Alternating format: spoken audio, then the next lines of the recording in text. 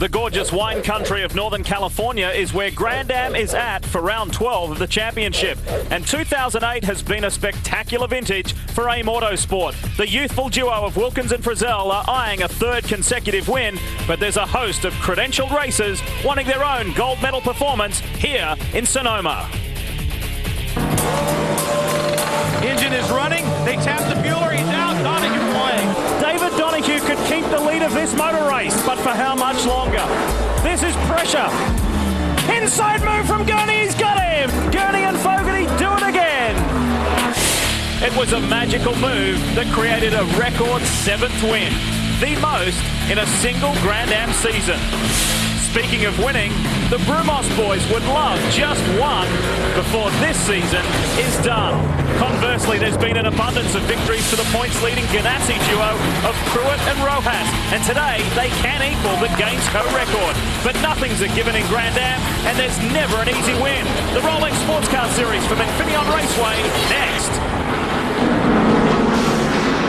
Car's out of control. Here they're going. They're bumping at it.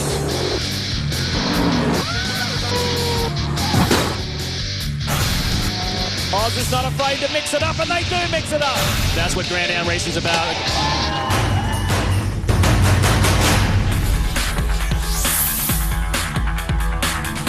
It's the final Daytona prototype-only race of the season as we get closer to crowning a champion. And one of the two drivers looking to be number one calls this place home. This is round 12 of the Grand Am Rolex Sports Car Series, the Armed Forces 250. Hi everyone, Lee Diffie and Dorsey Schrader with you here at the demanding Infineon Raceway in Northern California. We have the countdown going on. Just 3 races left in 2008, 2 of them in the next 7 days. It's a busy time. It's an interesting time because people are feeling that we will see a real shake-up here in Sonoma, and with 2 Pontiacs, 2 Porsches, a Ford and a Lexus in the top 6, that could very well happen. But it's not the major news story here this weekend. It involves the car which won the last 2 consecutive races. And for the second week in a row, second race in a row, Brian Frizzell put that car on a pole at a new track record. However, post-qualifying tech inspection found the car to be too wide. They'll have to start at the back, but he won't be lonely because along with him, the 76 car, Nick Johnson, he was too low. He starts at the back. You got 2 really fast cars starting at the back of the field today. It will make things interesting. Yes, Dorse, with that 61 AIM Autosport Ford being sent to the back, that opened up the door for the top spot for the number 10 SunTrust Pontiac. With more on that, here's Brian Till. Well, Lee, for the 4th time this season, the number 10 SunTrust team finds themselves on the pole. The 3rd time for Michael Valiente. But, Wayne, for you, looking at this team, the one thing this team has always done is had at least 1 win in a season. That is something you guys have not done so far this year, and time is running out. Well, you know, I've got to say this, that I'm extremely proud of SunTrust Racing, all these guys. When you think what we just went through, I don't think there's any other team out there that could have survived this. And to be on the pole here and have a strong car, it's very exciting. I owe it to all these guys, and Michael did a great job for the pole yesterday. SunTrust looking for win number 1 in 2008. That's the story from the far end of the grid. Let's go way back to the back with Chris Neville. Well, even though Brian Frizzell crushed that lap record, the nose on the 61, about 1/8 of an inch too wide here at the top of the dive plane. That's about half the width of a thumbnail. Now, team co-owner Ian Willis took responsibility for this, saying it was just an oversight. Ian, this team's got so much confidence, back-to-back wins, but you guys starting in the back today. Can you make it up to the front and keep the streak alive? Well, we're going to try. We certainly proved that at Montreal when we got spun on the first lap and we were able to come all the way back to win. And the 01 car earlier this year at Virginia was able to come back from a tech infraction similar to this and win the race from the back of the pack. So let's see if we can do that. Well, Wilkins and Frizzell are riding the wave. Can they keep that momentum alive? And as Dorsey, Chris and Brian will attest to after racing here and being successful here, this is a very different track to Montreal. This is a much tougher track to pass on. Let's bring you some other information because the 61 and 76 are not alone, Dorsey, at the back. No, they're back. You look at the 16 Chiva racing car. They did not make qualifying. They had an engine fit problem, and it required them to pull the engine, have some machining done overnight. So that's a problem for them. The AIM Autosport we talked about, those are fast cars back in the back, and they're going to stir this thing up. Well, the defending race winners here at Infineon Raceway, the number 99 Gainesco Auto Insurance Pontiac Riley. This was the site of their 7th win in season 2007. They're looking for their 2nd victory of the season. Here is the points leading car of Memo Rojas, and Scott Pruitt. Pruitt was victorious here 2 years ago with another young Mexican driver, Luis Diaz. Now it's his turn with Rojas, and they're on the verge of clinching this 2008 Grand Am Daytona Prototype Championship. And there is his co-driver. There is the man, Scott Pruitt, who calls this track his home track. Will today be the day where they equal that record of 7 victories in a single season? We are about to find out. Just for Men Touch of Grey race analysis, you can see there 2 hours 45 minutes. The 30-45 minute rule applies. Track position and victory pressure. We'll talk about that throughout this race. It's Valiente and Donahue, and Valiente goes. Does he go early though?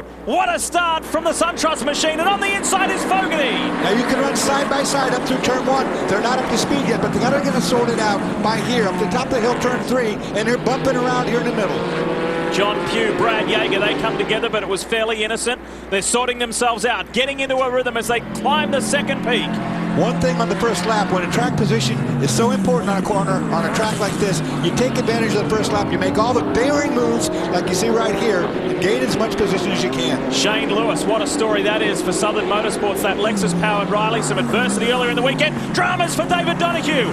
Front left lockup, and he got way out of shape. Yeah, I don't think he flat-spotted, though. I mean, he did smoke the tire pretty good, but I think he had enough of let up on the throttle pressure that it didn't flat-spot. Brian, great start from Valiente.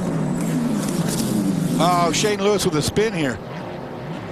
Great start for Valiente indeed, Lee. And one of the things about that Dallara chassis, as these guys have said, is that car gets up to speed very, very quickly. The Riley, obviously a good car, but when you look back at the Lola, it takes about 4 or 5 laps for it to really get the temperatures and pressures that it needs. But the Dallara fast, right at the drop of the green, and Valiente really putting it to them right now. We just saw Shane Lewis for Southern Motorsports off track. Let's show you the replay as to what happened to a man originally from California who's enjoyed success here at Infineon Raceway in other categories. And this is at the top of the carousel, and you can see the skid marks as they go up the hill that he locked up. It's easy to do because the car's very light at the top of that hill. Lap 1 of 102, over and done with. Michael Valiente for Wayne Taylor Racing in the SunTrust Dallara leads John Fogarty, leads David Donahue, then Memo Rojas and Bill Orble, and that's the top 5. Ricky Taylor, the 18-year-old, is running 6th.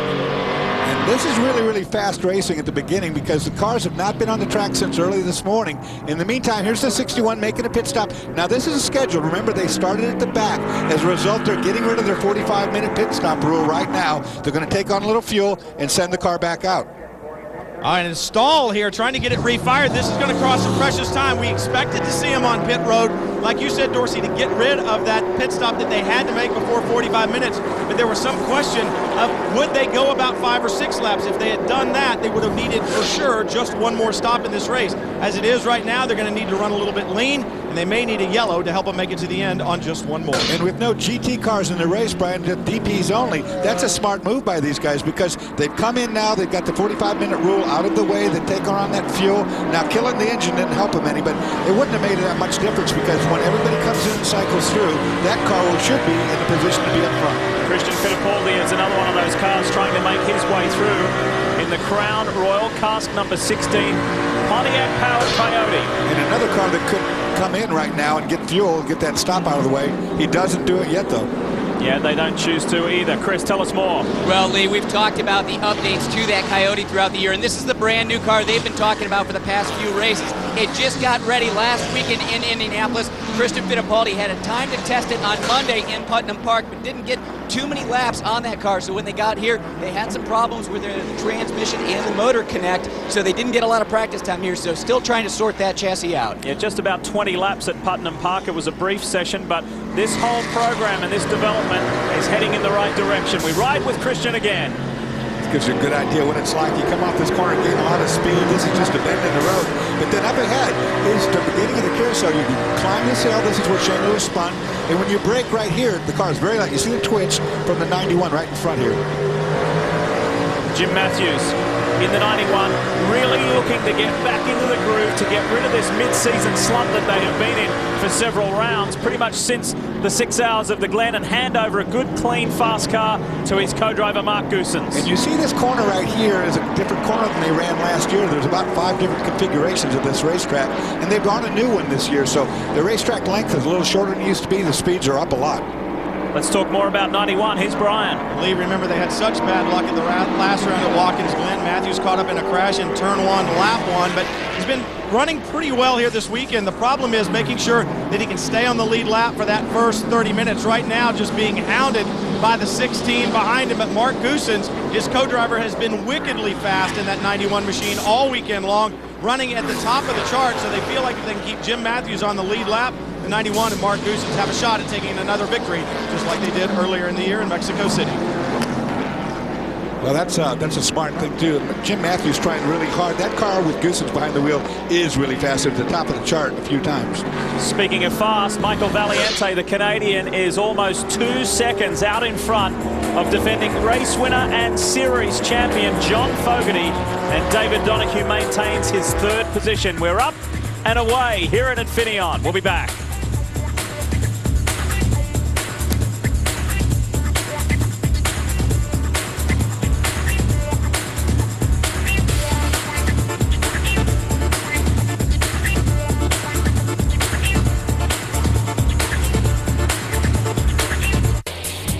We welcome you back to Infineon Raceway. Let's put the track under the spotlight. The Pirelli track map. Here's Dorse. I talked about a bunch of different configurations. The configuration we're on this year is different from last year in that as you come off of turn 6 right here, the carousel, you're running down the drag strip now all the way to the end to turn 7A. That's a good passing area. So is turn 4, so is turn 11. These changes were made to try to make the cars better to be able to pass one another.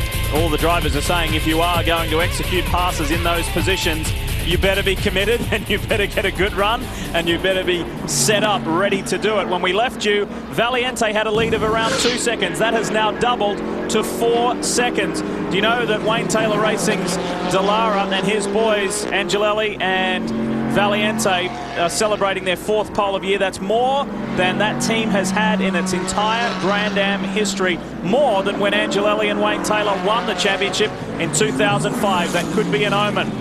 The Ganassi car is in the mix, just a couple of positions ahead of Ricky Taylor. Let's hear from Scott Pruitt how he thinks Memo Rojas has started. 0-1 running well right now, Lee, but I just saw him drop some wheels off. But Scott, for you, it's a championship for you and Memo, but also there's a record on the line for you. 8 road racing championships is what it would be. Do you think about championships? Do you think about records, or you just think about the race win? Just think about racing. I mean, you know, you get caught up in thinking about the wrong things. We're here to do a job. You know, sometime down the road, maybe you can sit back and talk about, you know, what we achieved or didn't achieve. But right now, we got a race to win. You know, Lexus is doing a great job. Telmex, Memo's out there doing a job he needs to do, and we'll try and make the right calls in the pits and get as many points as we can out of this race. Well, best of luck. We'll head down to Chris Neville. Well, the Ruby Tuesday boys had a great qualifying session yesterday. Joey, however, this morning's practice, you guys kind of lost the handle on the Ruby Tuesday car. Any word from Bill whether you guys got it back? He hasn't said much. I mean, I think we got a little understeer in the thing, starting qualifying. And, you know, we came out of the trailer really good here. We went back towards where we were. Greg Ford, our engineer, he's a sharp cat, so I think we're pretty close. You know, it's been a busy weekend for me. My wife's at home pregnant, and with our second baby, my little guy's birthday's tomorrow.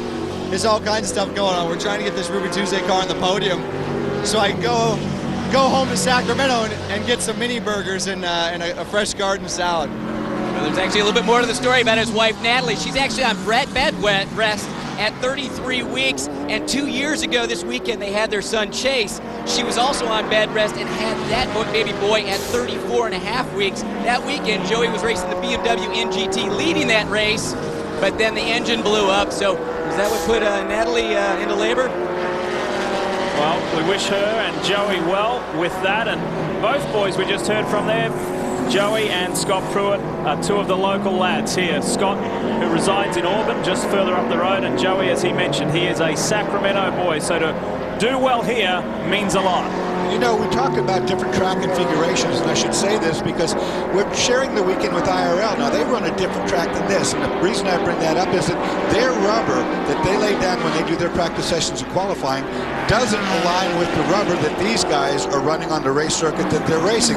One of the problems the cars have been having is not compatibility between this Pirelli rubber and the rubber that they run on the IRL cars. So, I mean, we've heard cars understeering. We've heard about a lot of tire pickup and build-up. That's something we'll watch as this race goes on.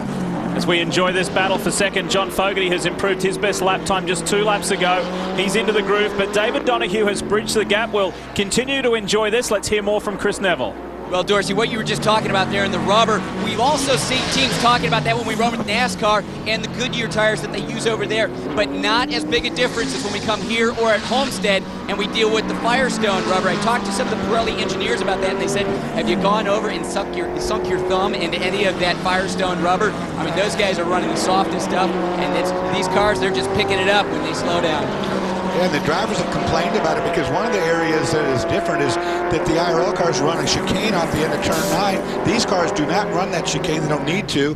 And as a result, the two intersecting lines, the cars pick up all that rubber and they get real skatey like they used to when you used to run across the drag strip going into the old turn 1 here. Speaking more on tyres, in between Watkins Glen and now, there was another Pirelli tyre test at Homestead whereby the Dallara, the number 10, the race-leading number 10 Dallara, took part in a host of other cars, and some very positive feedback to come from that test down in Florida. You're watching the battle for second. Remember, the 58 was in for the win last year until the final 2 laps after the one and only caution. It was this car here, the red car with Alex Gurney behind the wheel, who stole that victory away in dramatic fashion in the dying moments of that race.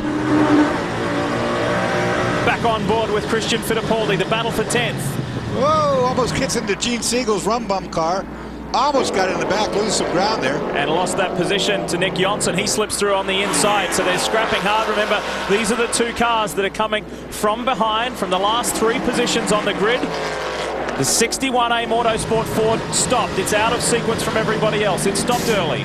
And you see as they climb the hill in turn 1, you see puffs of smoke coming out of the back of all these cars. And what that is there's a pretty big bump developed down there. These cars are low enough to the ground that when they hit that compression, they're actually rubbing the tires up on the upper side of the rear fender wells. But I don't think it'll affect anything in the race.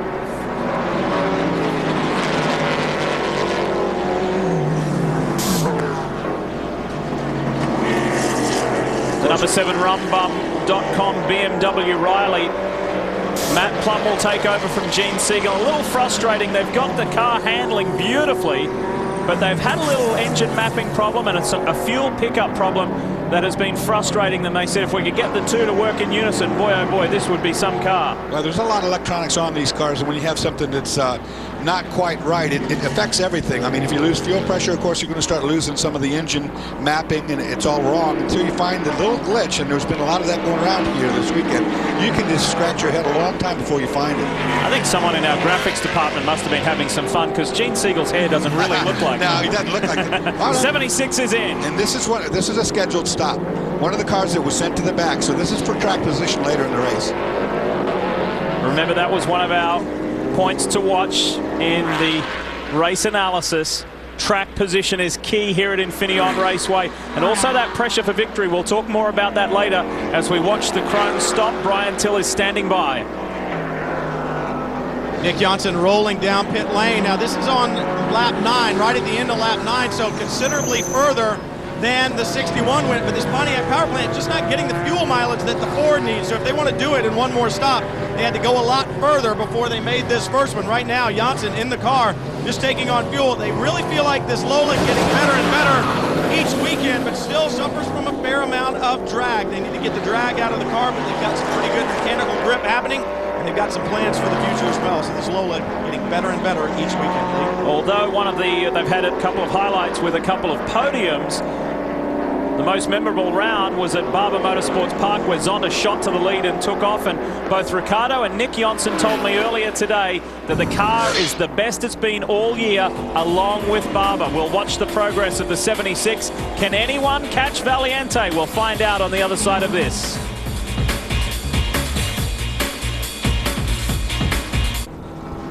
Beautiful afternoon here in Northern California as the Armed Forces 250 continues, round 12 of the 2008 Grand Am Rolex Sports Car Series. This is the final Daytona prototype only race of the year, and while these guys are looked up to by many aspiring young motor racers, we asked the drivers in the Rolex Series, who do they look up to in the Olympic Games?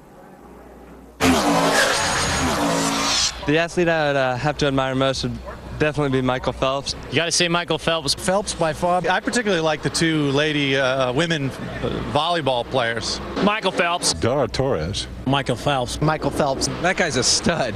Just to see the level of competition, to see these the human body stretched to its limit the way these people do, guys and gals of both, it's just pretty incredible how they can be so close together.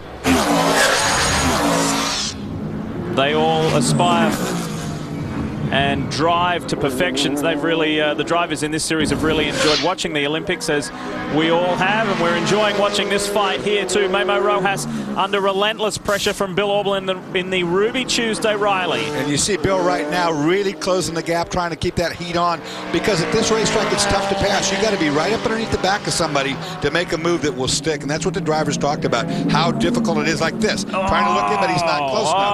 Oh, now he's going to rough him up. Forces the move. Does he? No. Good fighting there from Memo Rojas. It's so tight right through that corner. It's a 180 corner, and you can't really make it side by side without being really alongside the guy. Do you notice the difference with the current configuration to the old? It's added a little extra challenge for the drivers. Some like it, some don't. They preferred the older, longer, stretched out corner where you could have a quick squirt in between on the throttle and then back off again. Now, while this battle goes on, John Fogarty is under increasing pressure from David Donahue for second. Let's go to the Gainesco camp. Well, Alex Gurney down here watching our images and enjoying that little race there between the 23 and the 01. Alex, you guys are usually so quick when you unload. Yesterday, you seemed a little bit lost, and I'm listening to John right now saying that the car is pretty tight. Is there anything you can do to try and get up in front of the 10? Well, obviously we can have a good pit stop. That'll be a big deal, and a good outlap when we leave the pits. And also we can make some tire and pressure adjustments. But yeah, you're right. We didn't roll off like we usually do. Usually the Gainesco team, we're fast right away. We struggled definitely all weekend, and right now SunTrust is outrunning us. But you know, it's a long, long day, so a lot of things can happen, and we still think we can win it. Good luck today, man. Well, Alex brought up a really good point, and that is on a racetrack like this where track position is so important, when they make their pit stops, how well that's executed will make a huge difference in what happens in the outcome of this race, as you continue to watch Bill Auberlen just hound, for sure, Memo Rojas. Same corner again. Up there at turn 7, 7A. And he said the number 10 SunTrust Dallara is running away from us. It's almost 10 seconds out in front. Michael Valiente started from the pole, and it has been a perfect race thus far. Fogarty is second, Donahue third. Then this fight here continues. Rojas over Auberlen. Then John Pugh is running a fine sixth in car number 6. Brad Yeager, Mark Patterson, Christian Fittipaldi, and Gene Siegel. Auberlen to the inside. Nice clean, and Memo lets it happen. The right thing to do once he realized that Bill had him. He just gave it up so he doesn't lose any more positions. That was smart. This racetrack is usually a tight racetrack, like you heard Chris say. Look, back to the inside he fights, but it's not going to work. It's a Porsche versus a Lexus. Tight racetrack means the car understeers. It doesn't want to turn in. And if you're in dirty air, or if you're in air that's behind another car, you lose some front downforce. That could be one of the reasons Michael Valiente is opening up this huge lead up the front. He's got nobody in front of him to slow him up. Well, while he is 10.6 seconds out in the lead, he is not the fastest car on the track.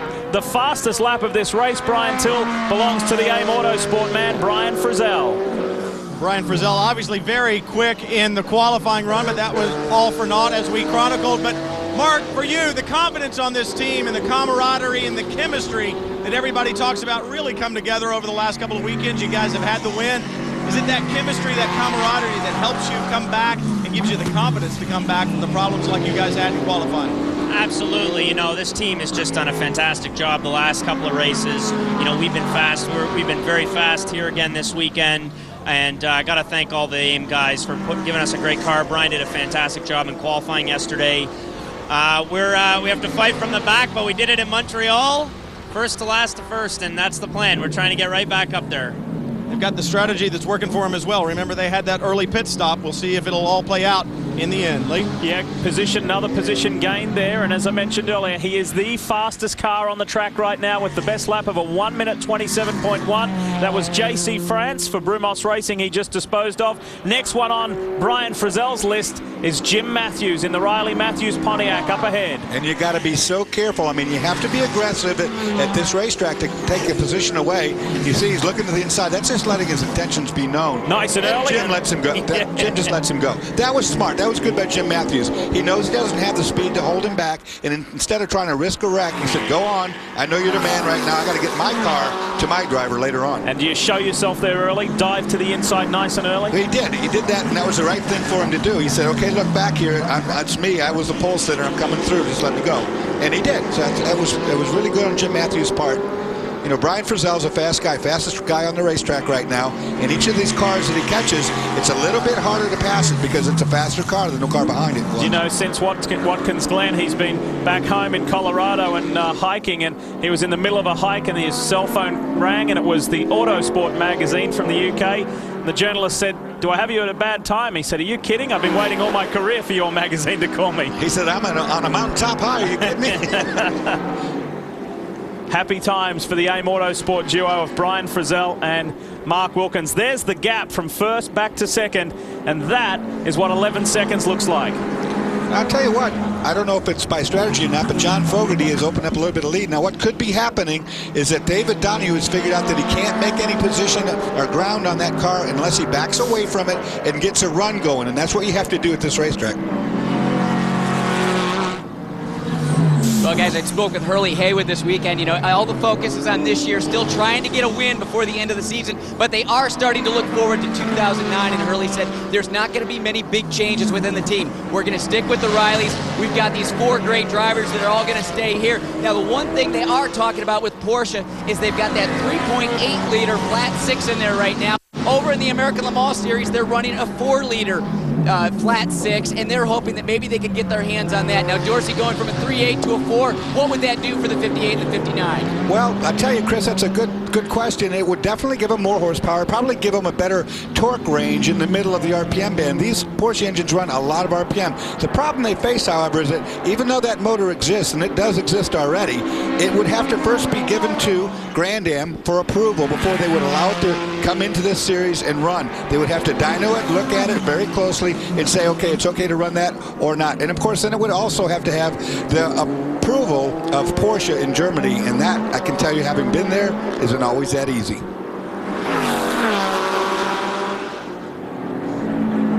The fight for second continues. And the fight to get that elusive win for Brumos continues, but they feel optimistic. Do you know, in the change of seasons from 2007 to 2008, they had some 60% of their team, of their workforce across the 2 cars change when they moved from Jacksonville in Florida to Charlotte, North Carolina. That's a huge amount of a team. Imagine a football or a basketball or a baseball team changing by 60%, and you want them to get that cohesiveness back. Well, this organization has done a remarkable job within the space of not even a full season of really getting that synergy and that cohesiveness together to get this car and both cars heading in the right direction. They're 3rd and 4th in the championship here right now in round 12, and David Donahue hunting, looking for that 2nd place.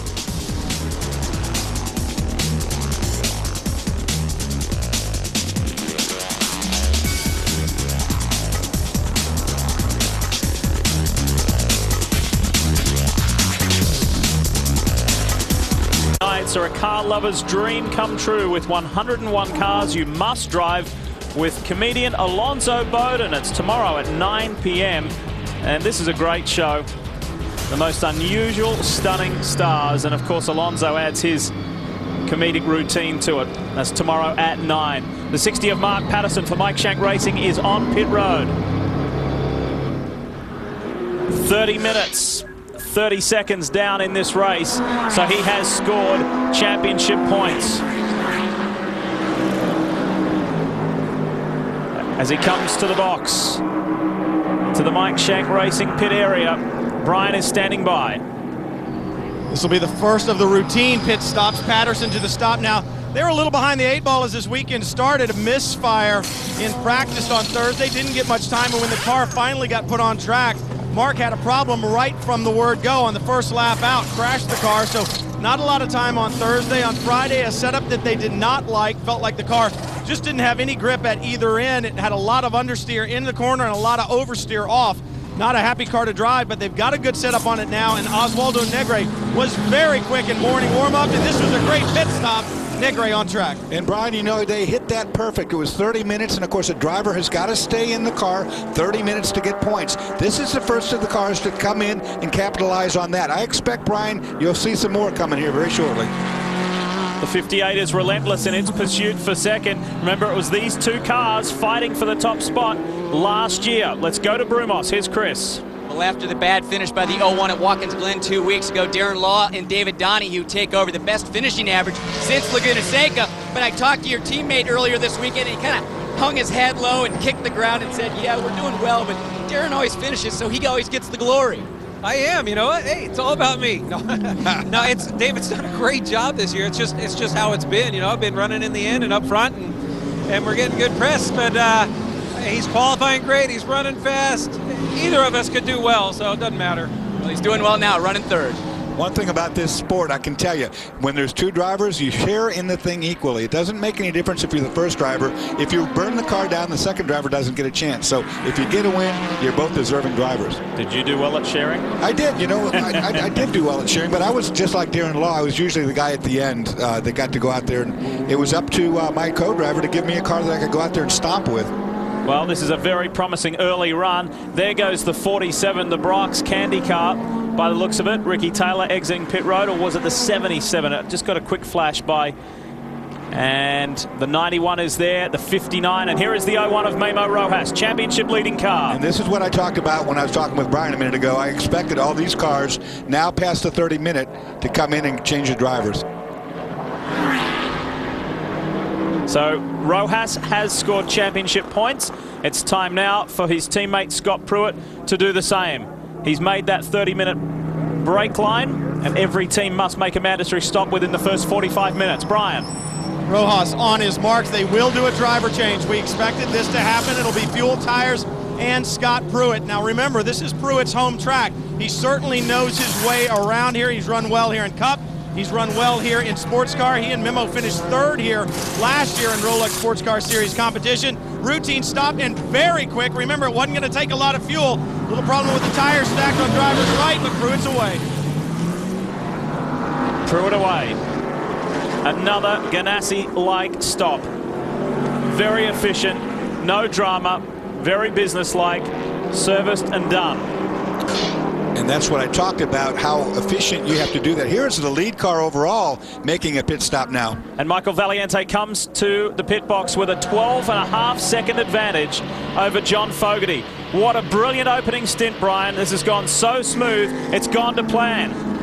Valiente, by some accounts, very underrated, but not by my account. One of the best in the business. Incredibly quick. Like I said, 3 pole positions to his credit in this Dallara so far this year. Routine stop down here, but Angelelli will take over now. This team made some changes in the morning warm-up. Tried a different shock and spring package on the back end of the car. It did not work at all. In fact, Angelelli went off in high-speed turn 1, so they went back to where they were in qualifying and obviously have a very good race car underneath them. And Brian, what I saw just there is what the last thing that got done was the driver change took longer than the mechanics took to do their business. That's not good. It cost them time. Angelelli up and away. Well done, Michael Valiente. Great opening stint.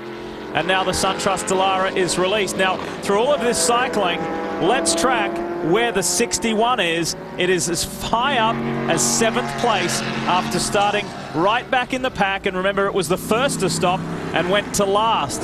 Brian Frizzell has been ripping and tearing his way through this field. Let's hear from Valiente. Michael Valiente just out of the car talking to the Pirelli tire engineers right now. And sometimes some of these runs, Michael, look just easy. I know it wasn't in the car, but you just pulled away like there was no problem at all. Yeah, I mean, the SunTrust team has done a phenomenal job this all weekend long. We came here and everyone in the car and it was quit basically right away. And the race, the main thing I was concerned about was the start. We had a great start, and I tried to get away as quickly as I could in the beginning so I could just maintain the gap, which really worked in our favor. Well, fantastic job. Now, he said something interesting, Dorsey. This is their first time here with the car. It's very easy for us to forget. Wayne Taylor Racing has been around a long time, but that Dallara chassis, new to all of these tracks. And they've gone through a lot of adversity this year, burning a transporter down, having a bunch of big wrecks, and they just persevere. They keep going. I tell you what, that's a team that, hats off to that team for just keeping in this game. And think about the change in direction too. 4 years with the Riley chassis. It's been a whole new world this year campaigning the Dallara. We'll be back to Infineon Raceway in just a moment. You're watching Grand Am on Speed. We're back in Northern California as round 12 of the Grand Am Rolex Sports Car Series continues. John Fogarty has inherited the race lead, and third and second place man, David Donahue, is in. The 58 Brumos Porsche on pit road. Chris? Well, Lee, I'm a little bit surprised David Donahue coming to pit lane here. We're still at about 37, 38 minutes into this race. I would think that they would try and stretch it a little bit longer, go a little bit closer to that 45-minute window before they throw Darren Law behind the wheel. So that second stop would be a little bit shorter. But the Brumos guys really trying to roll the dice. Hurley Haywood said this week, and you know what? We've got to gamble and we've got to get a win before this season is over. So maybe that's part of the strategy here. Everything looks great with this stop. Fuel done. Just got to drop the car, so a little bit late. A little bit late on pulling the air out of the car and getting it back on down on the ground, but other than that, it was a great stop. Good observation, Chris. I saw that air hose up there too. There's a lot that goes on in a pit stop that doesn't go on in a NASCAR pit stop because there's a driver change that has to go in there. And in the driver change, you have air cooling hoses to the helmet. Some of them have cool suits that have to be plugged in, unplugged. There's a lot of different things that go into this pit stop. Here is the 61 AIM Autosport Ford of Brian Frizzell continuing the run, and immediately behind him is Christian Fittipaldi, who's also had a very productive run through the field, starting one of those 3 cars starting at the back. Meanwhile, further up in the field, the 99 John Fogarty did not come in here, stayed out for another lap. So he is the overall leader presently. Pushing it closer to that 45-minute barrier, and just reiterating the point, every car must stop once within the first 45 minutes. And every driver must do at least 30 minutes to score championship points.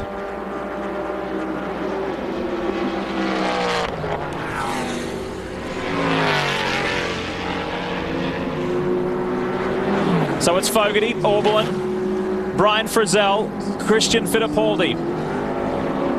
And the order being shuffled. We'll wait for it to cycle and then give you the correct rundown. The 3 and 47, the Southern Motorsports and the Brox Candy Dallara from Doran. Ooh, this is a good fight. Look at this, Ricky Taylor on the inside.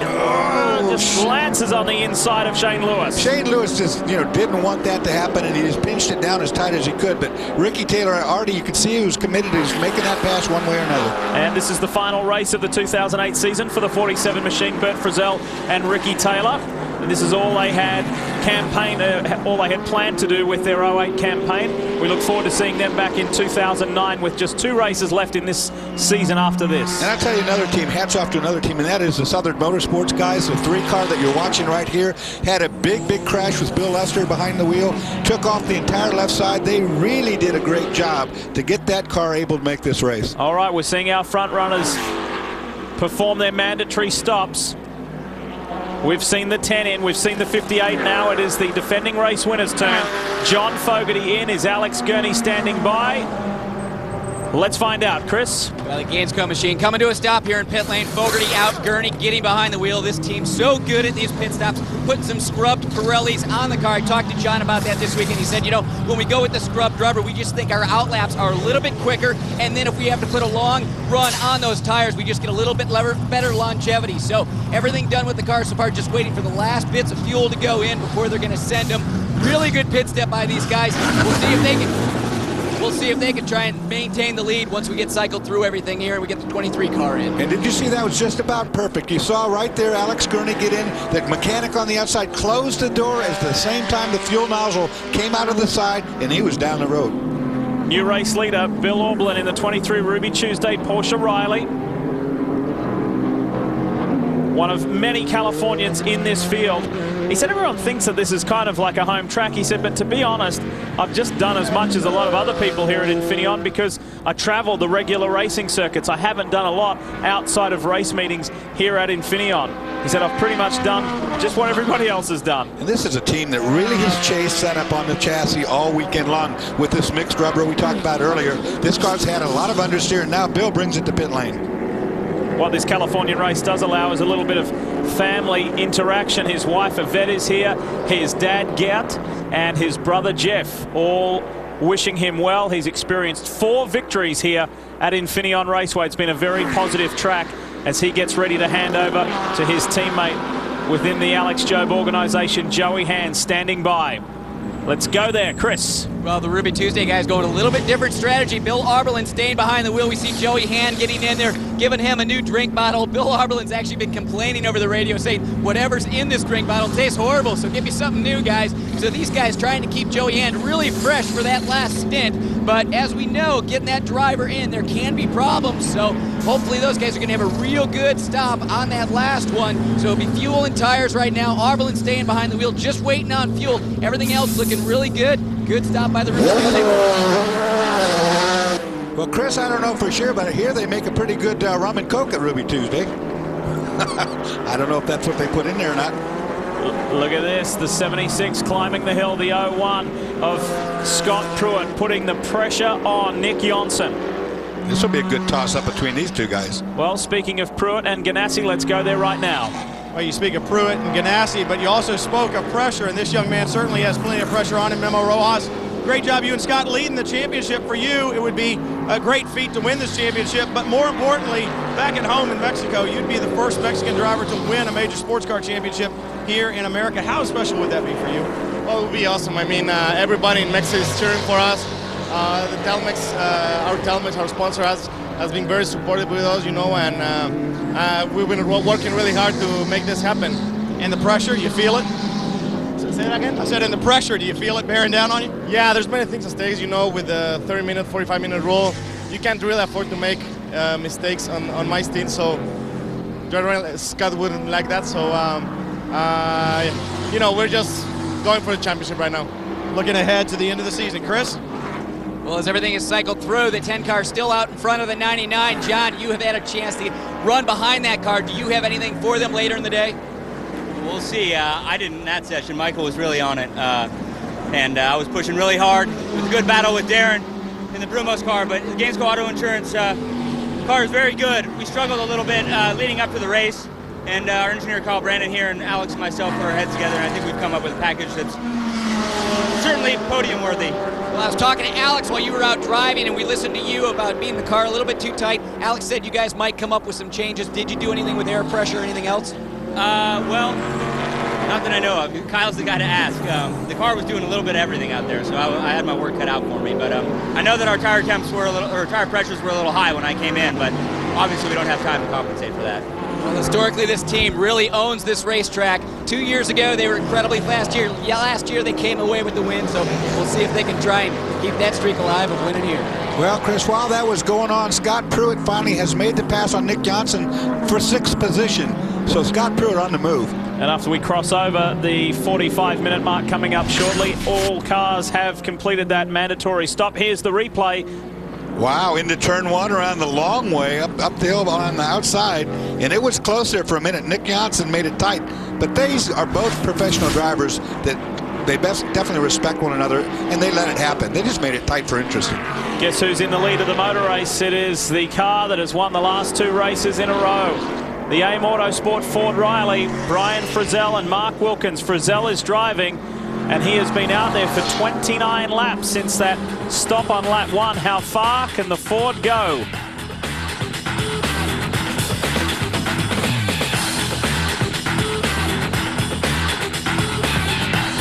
Sonoma Valley, part of Sonoma County, just 30 miles from downtown San Francisco. And there are more than 250 wineries in this area. It is now the world's largest wine-producing region in the world. It's also pretty good racing as well. Need to remind you about Pink's All Out takes, and Pink's All Out Wednesday and Thursday, 9:30 p.m. on Wednesday, 9 p.m. Eastern on Thursday. Don't miss 2 big nights of hard-charging, heart-pounding action with Pink's All Out. We welcome you back to Infineon Raceway. And there's a battle for position going on here. Ricky Taylor holding down 5th in the Brox Candy 47 Dallara with a Ford power plant in the back, holding off the Lexus-powered Riley of championship leader Scott Pruitt. talk about the master and the apprentice, but young Ricky is doing a brilliant job. I'm glad you didn't say the older guy against the younger guy like so many people do. I like the master against the apprentice much better. And so would Scott. Well, this event marks the 1-year anniversary of the first time we saw a guy in Daytona prototypes, right, Brian? Well, that's right, Lee. Ricardo Zonta back here at Infineon Raceway, and this is the first time last year that you and Nick had a chance to drive together in Rolex competition. When you look back, how much have you learned, and how much have you guys learned about this new Lola car as well over the season? Yeah, we improved a lot during the season, of course. Here was supposed to be one of the best tracks for us. Unlucky we started last, so now we are just trying to catch the others. We are a pit stop behind, so that will be very difficult for us, but we are trying hard. To have the experience of running with Nick now all season long and come back to a track that both of you guys know and you've driven it together, how much of an advantage is that over the tracks that you've driven so far this season? Makes a lot easier for me, especially. My first time in the car, first time with the team was in this track 1 year ago, and now I know what's gonna happen in this race. You know, it's the first race I have, second time, same place, helps a lot. This team getting better and better. Remember, they've had some podium finishes, and this Lola becoming stronger and stronger as they go, Lee. Let's give you the rundown. Thanks for that, Brian. Let's give you the rundown, the revised order. It's Brian Frizzell leading, but just by 2.4 seconds, because this man here, Max Angelelli, is bridging that gap rapidly. It's down to 1.3 seconds. Here comes the axe. Up there he goes. This is turn 3 up ahead. Hard brake and go down in gear. Now he's going to get on the power. Let's watch him run him down, because he's running about a second quicker lap. Just not enough. It's not a heavy enough term to use to describe the season that Wayne Taylor Racing has had. This weekend, touch wood, has gone perfectly for this team. A championship winning team. Can they go all the way to the win? A long way to go here at Infineon, but so far so good for the SunTrust boys. Let's ride with Angelelli.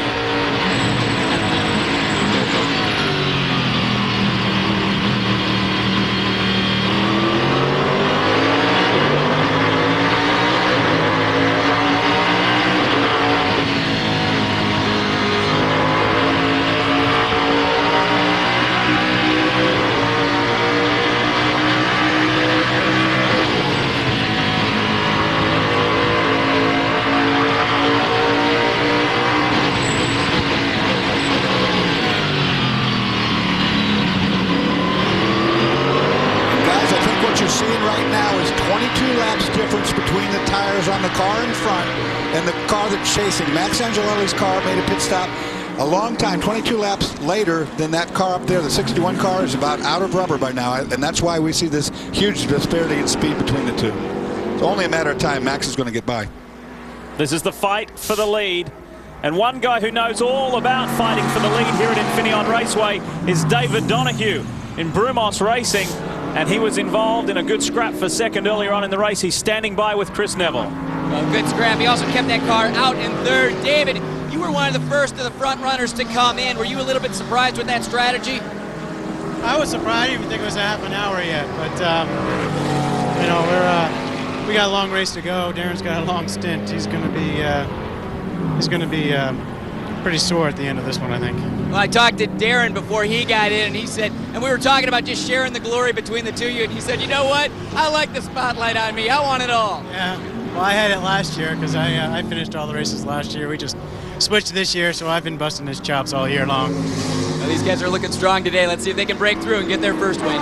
They're good teammates, good friends, and let's hope they can enjoy a win sooner or later in the Grand Am Rolex Sports Car Series. While we've been enjoying this fight for the lead, there has been some action going on further back in the pack between the Chiba Racing Coyote and Mark Goosens in the 91 Riley Matthews machine.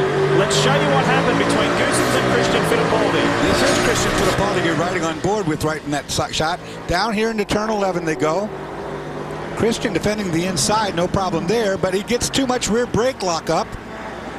And a good job right there by the 91 Goosens of not making contact, moving to the inside and getting by. Another look from overhead will show it. There's the back wheels locking up. Goose reads it perfectly, cuts to the inside.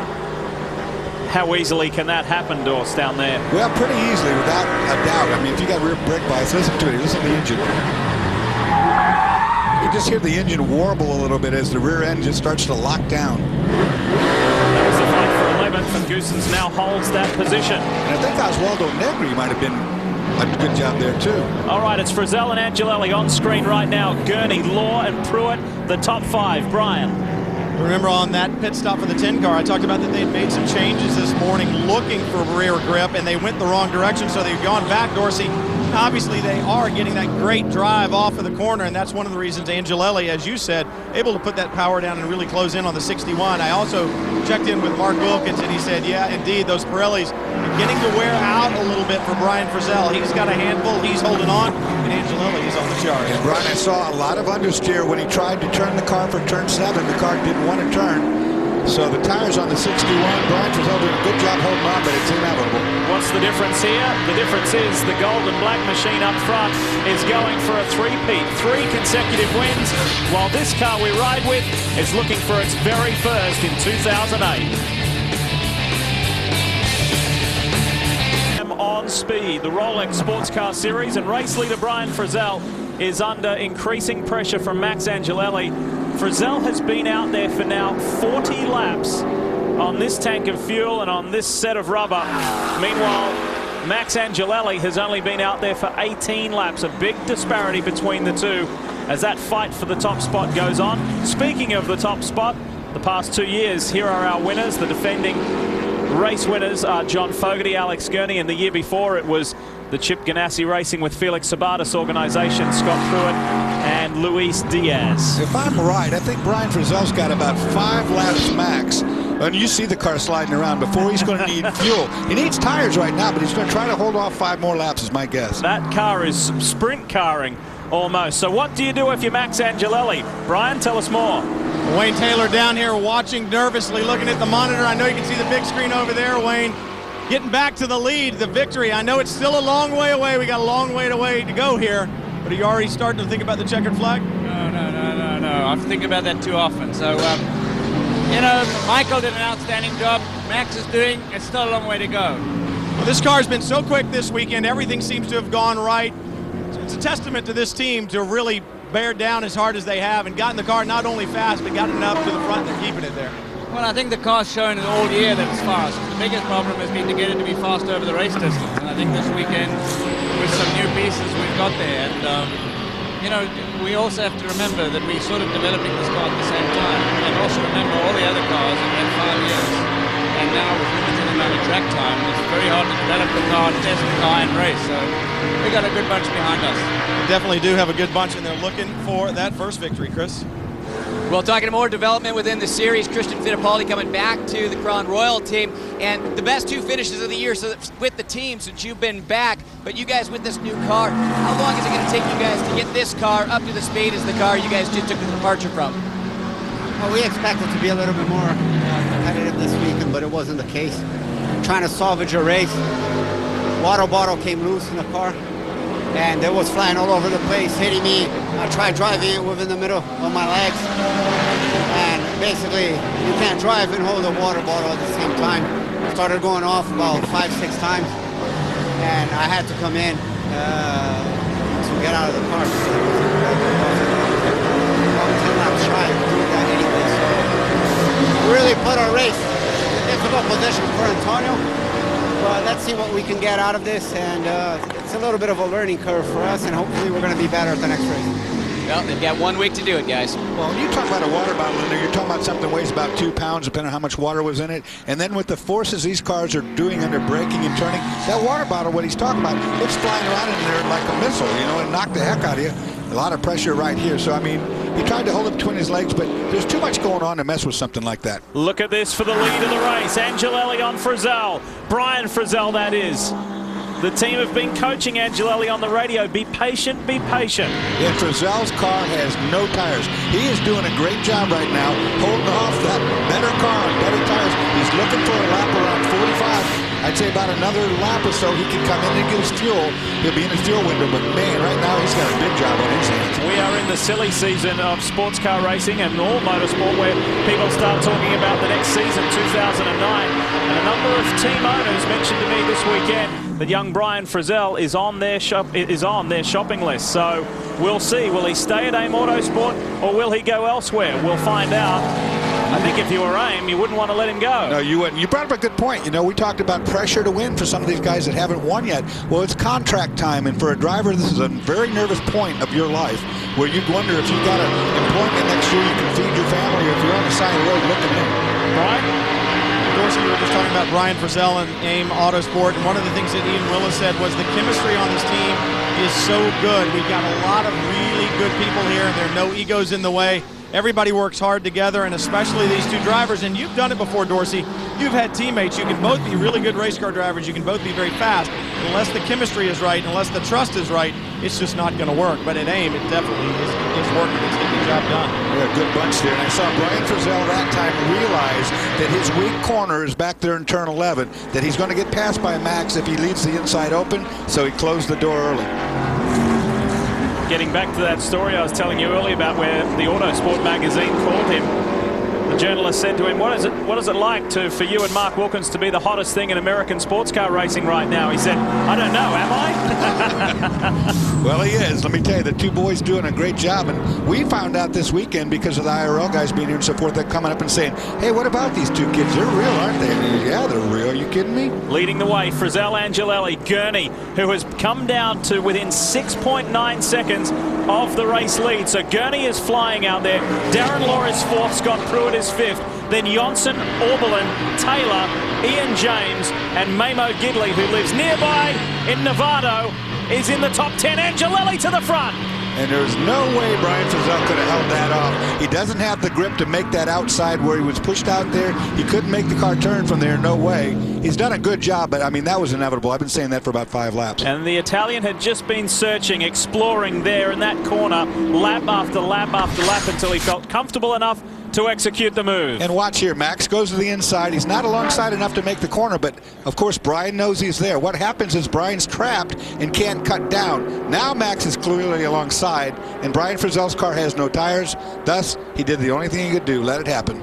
Plenty of room there between the two as well. Smart driving, heads up driving, but that little battle and will have slowed them up more to allow Gurney even closer.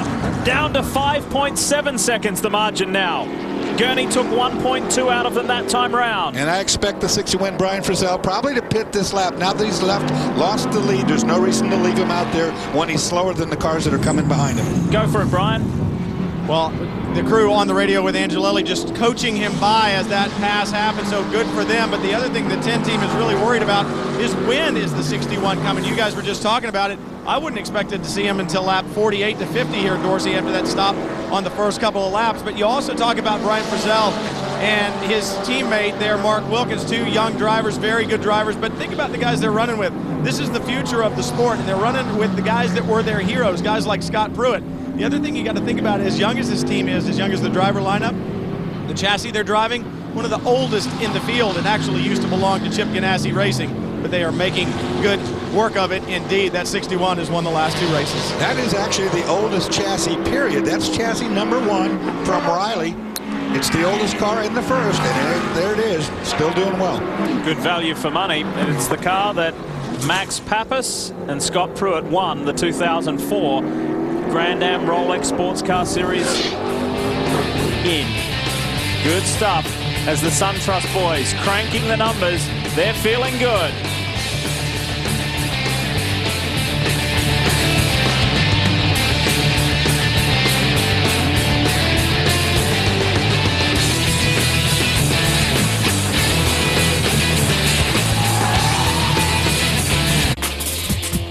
Obviously, the drivers in this series are in the enviable position of racing Grand Am competition cars. However, we asked them what would they like to do if they could be in the Olympic Games.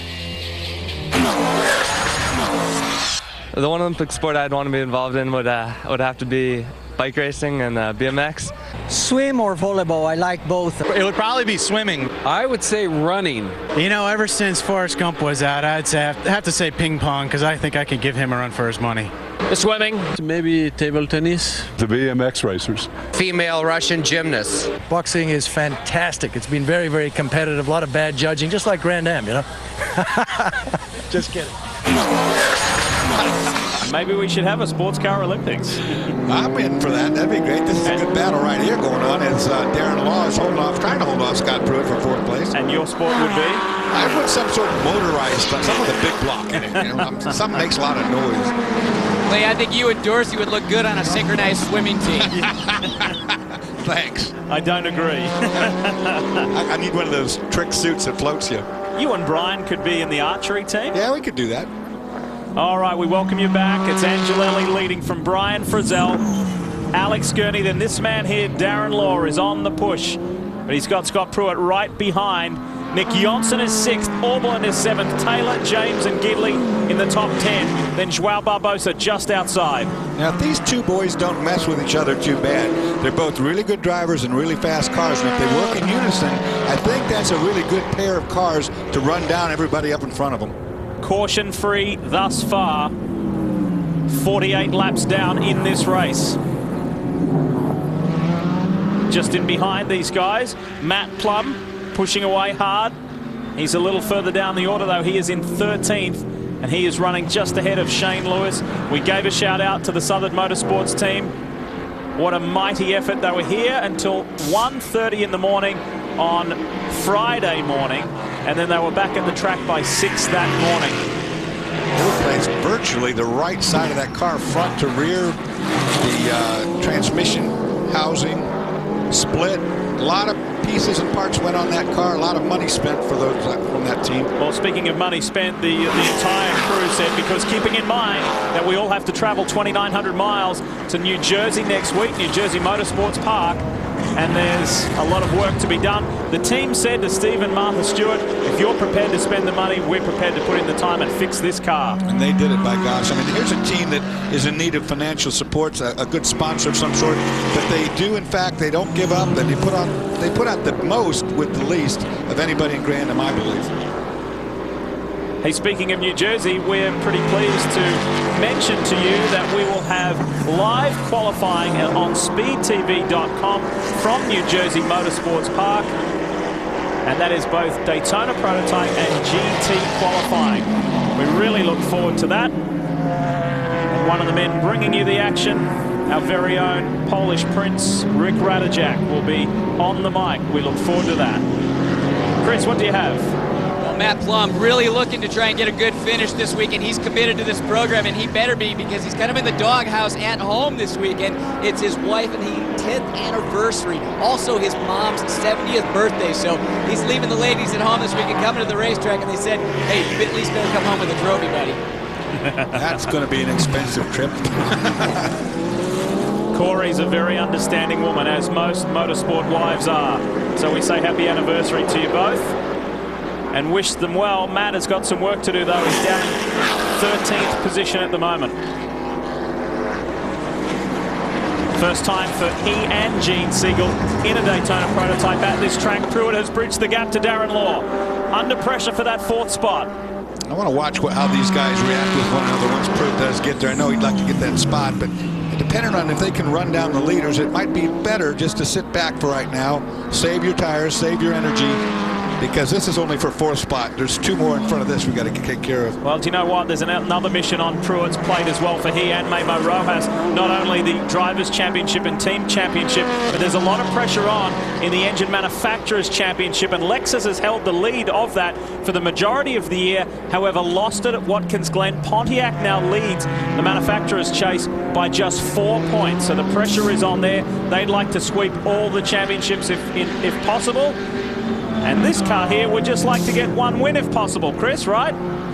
Well, Lee, we've heard a lot of drivers today talking about the car being very tight, some air pressure changes going on down here during pit stops. But on the 58, Darren Law really complaining, saying the car is incredibly tight through all the high-speed sections of this racetrack, and there are a lot of high-speed sections out there. So the Brumos team, I think in this next pit stop, we'll likely see them getting a little bit more aggressive than just an air pressure change, probably going with a little bit smaller gurney on the back end of that car.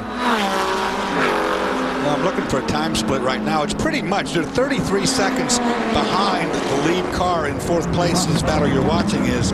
That's about 26 seconds before they could catch the next car in line, which would be Alex Gurney if they could do that. So they could use a yellow right now or see what happens when these cars make their next round of pit stops. Speaking of pit stops, there has to be one looming for the 61 of Brian Frizzell. He's been out there for 50 laps of this 102 lap event. We know the Ford gets good fuel efficiency and fuel economy. And there it is right there. Alex Gurney has caught Brian Frizzell. The 99 has been flying. It has. I got to say a lot. Brian Frizzell, unbelievable job with no tires on his car. He's got a pit. I think he's in this lap. Is he in? Yes, he is. Dives for pit road. From second place on the track after being out there, pitting on lap 1 and being out there for 50 laps, pushing the limit. And almost gets into the wall, gets loose in the middle of the pit in, with those tires being completely gone. As you well know, if you can make a second on pit road, everything counts, doesn't it? Easier to make it on the road than on the racetrack. Mark Wilkins is standing by. Great effort from Frizzell. Brian, can they just pit here and go all the way to the end? Well, they certainly should be. I'm going to bet that they were running lean in that stint right there. Stretch it in the middle. Let Mark Wilkins at the end turn it back to full rich and go. They ran over 50 laps, right at 51 laps that time. 49 laps to go to the end. We thought they could probably run like 48 if they were running rich. So I'm going to bet that Mark Wilkins could go out there, screw that mixture right back down to full rich and go for it. And that is bad news for everybody else. You'll also have good Pirelli tires on when he heads out there. It's going to take a long time to fill because this tank is empty right now. But this Ford power plant really stretching the mileage and also making some really good horsepower as well. Wilkins behind the wheel, waiting to finish this one out. The strategy, it's working perfectly right now. Can they get the hat trick? Can they make it 3 in a row? That's what they're going for. Sorry, Lee, I totally agree. They went about 3 laps further than I thought they could have, which is an indicator that they leaned it out, going for the long distance run on that second stint. All about that third consecutive victory. Is it going to be theirs today? Well, we're over the halfway mark. We'll find out. Truly beautiful part of the world, North America, the United States. We are in right now. Sonoma, neighboring Napa, and of course it is renowned for its wine producing. Wine country, Northern California. We're back to racing here, and for your weekly recap of racing, there's none other than the Speed Report. This week, my two good friends, Big Bobby V, Bob Varsha and Adam Alexander will host the show, and it will wrap up everything. NASCAR from Bristol, the first street race in Valencia in Spain for Formula One, and a whole lot more. Brian, what do you have? Brian Frizzell just climbed out of the number 61 AIM Autosport. Riley Ford and Brian, hey, there was a time when maybe Dorsey and I would have looked that fresh when he got out of a race car. We're certainly not going to do it now, but Dorsey and I were talking about fuel conservation. Were you guys saving it in the end so Mark can run it hard to the finish? Yeah, for most of my stint, we were running Fuel Map 1, which is our saving fuel map. And, you know, the Ford guys do a great job there. They give us some of the best fuel mileage in the paddock. Car was great. Got to thank Strange Trade of Gold. We got a lot of the people out here today. Hopefully we can get a podium, spray them with some champagne. But it was fun. It was hard. I'll tell you what, it was hard. I didn't know you and Mark were old enough to drink the champagne that you guys have been getting, but when we talk about right now the battle out on the racetrack, it's going to be with the 10 car to the end. You had a good chance to run with Angelelli. How strong is that Dallara Pontiac right now? They're real strong. They're the class of the field right now, without a doubt. I mean, they're running tons of downforce, which allows them to break deep and be fast, good, do the fast stuff. And they're good down the straights as well, so I mean, their package, they got it hooked up right now. Mark have anything for him? Oh yeah, Mark's got something for him. Hey, Dorse, did you notice the two women in the background looking at Brian Frizzell? They weren't fans admiring his handsome looks. They were actually the mothers of both Brian Frizzell and Mark Wilkins, Terry Frizzell and Vera Wilkins. Look at this, it's close here. Shane Lewis is really starting to rough up Matt Plum. He's gaining less and less patience. wants to work his way through. It's the battle for 13th, but it's a good tight fight. It's a good race. And add to the mix the 23 Ruby Tuesday car, as that car has just now got aggressive too. Bill Oberlin wants a piece of both those boys. And Bill has done the lion's share of this race. He will hand over to Joey Hand. He is in 6th position at the moment, so he's coming to put a lap on these guys. And Shane Lewis, of course, has been behind the wheel the entire time as well. He was spun early on, but he's soldiering back. Time for a driver change in the 47 camp, Chris. Yeah, Brian's older brother, Bert Frizzell, getting behind the wheel of the Brock's 47, taking over from Ricky Taylor. This team trying to work their way up into the top 10 and get a good finish, because this is going to be their last weekend of time competition. They're not going to be able to make the last 2 races of the year. They kind of run out of money, so they're hoping to come back strong next year. But this team looking good on this pit stop. What do you guys have? 99 is in up ahead. Gurney has put in a brilliant job, and this will be his last stop of the race. Fuel only, waiting for that to fill up. Fuel only for Alex Gurney, but he stalls it leaving the pits, and that is crushing seconds. Average lap time around here is about 100 miles an hour. That's about 50 yards per second. So every second that Gurney sits here on pit road trying to fire that car up, he's losing 50 yards to his competitors down the racetrack. Fight still on here. The 3rd car in shot is not fighting for position. It is ahead in terms of the overall of these guys. That is Bill Auberlin, yet to perform another stop and yet to perform a driver change, just like the 3. Finally takes away and makes a move on Shane Lewis' stick. Now, because of Alex Gurney's stop and the 61 stop of Brian Frizzell handing over to Wilkins, there is a massive gap from 1st to 2nd. Angelelli is some 36 seconds out in front. Look at this angry little bunch sorting themselves out. Bert Frizzell coming up to speed on his outlap. A little assorted ugliness as we decided who's going to take this corner. And the 7 and the 3 do the right thing. They say, Bill Auberlin, you head on through. You're further up the food chain in this particular race than us, so go for it. There's an easy passage through. Auberlin up there in 6th. Of course, these guys are back there fighting for somewhere around 13th. What we need to do is on this cycle, once the 99 has come around again, let's establish how close the 99 and 61 cars are to each other, because they're done. They both should be good to go to the end of the race. Here's Pruitt for the final stop of the race for the Ganassi machine. And watch these guys do a pit stop, because they are orchestrated. They get it right. Brian standing by. See the crew over the wall right now, the fuel going in, and they will take the time to change tires. Pruitt's been out quite a while. He's going to need that new Pirelli rubber to have the speed that he needs to try to do battle here. Remember, Scott said, I don't care about championships or records. They'll come if I win races, and that is what he is all about. They could take it easy, they could just cruise and try to make sure that they finish this race and get positions, but that's not what they want to do. They want to win races, and that's what this Ganassi team is all about. The fuel still flowing in. It's going to be a little bit longer stop because they were empty when they came in. Now Pruitt's away. See Nick Johnson back there in the 76 car also pitting at the same time. They just did a windshield tear off on him and some tires, waiting on fuel. Been a pretty good run for the Crone boys today, and we'll see how they can finish off in this final stint. As the 76 is done, it's released and away. What we have to watch for now is when will the 10 come in, when will we see Angelelli in, and where will he be in relation to the 61 and 99. Haven't seen much of the 77 car. This Kodak car, Memo Gidley right there. Look at the debris, the rubbish in the front air intake. Yeah, he's got a bunch of debris up there in the nose cone of that car. And one thing we talked about with the nose cone being of that shape like that, if you went slow, which he will up here in turn 11, if you went slow enough, if that wasn't because it's at a forward angle, let all that debris fall off. We'll take a look and see if maybe it does. That corner right here is only 40-some odd miles per hour. Now, I'm not sure if there is a difference between that air intake on the SunTrust car compared to the two Doran Delaras, whether the Doran one is more of a flat face, where on the 10 they've built kind of like a cone, a peak cone to get rid of debris. Like that, Shane Lewis has come to a halt. What a shame. These guys work so hard. This looks like a mechanical failure. Shane knew something was wrong, pulls off to the left, keeps off the racing line. Good job there.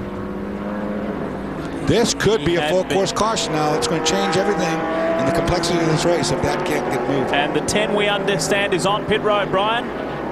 Max Angelelli to the stop here. This car has been flawless, and as I look over it here on pit road, not a mark down the right side or on the nose. I can't see the left side from here. The crew diligently at work over there.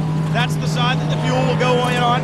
Angelelli behind the wheel. Amazingly calm for Max. We know that he can be a very excitable boy, and earlier today on the radio he certainly was, but right now it's all routine. The crew pulling off one of the tear-offs on the windshield. The sun beginning to get low on the horizon, and as they head up to turn 2 and through, turns 2 and 3, that sun is really going to be in their eyes. Angelelli's away. Chris?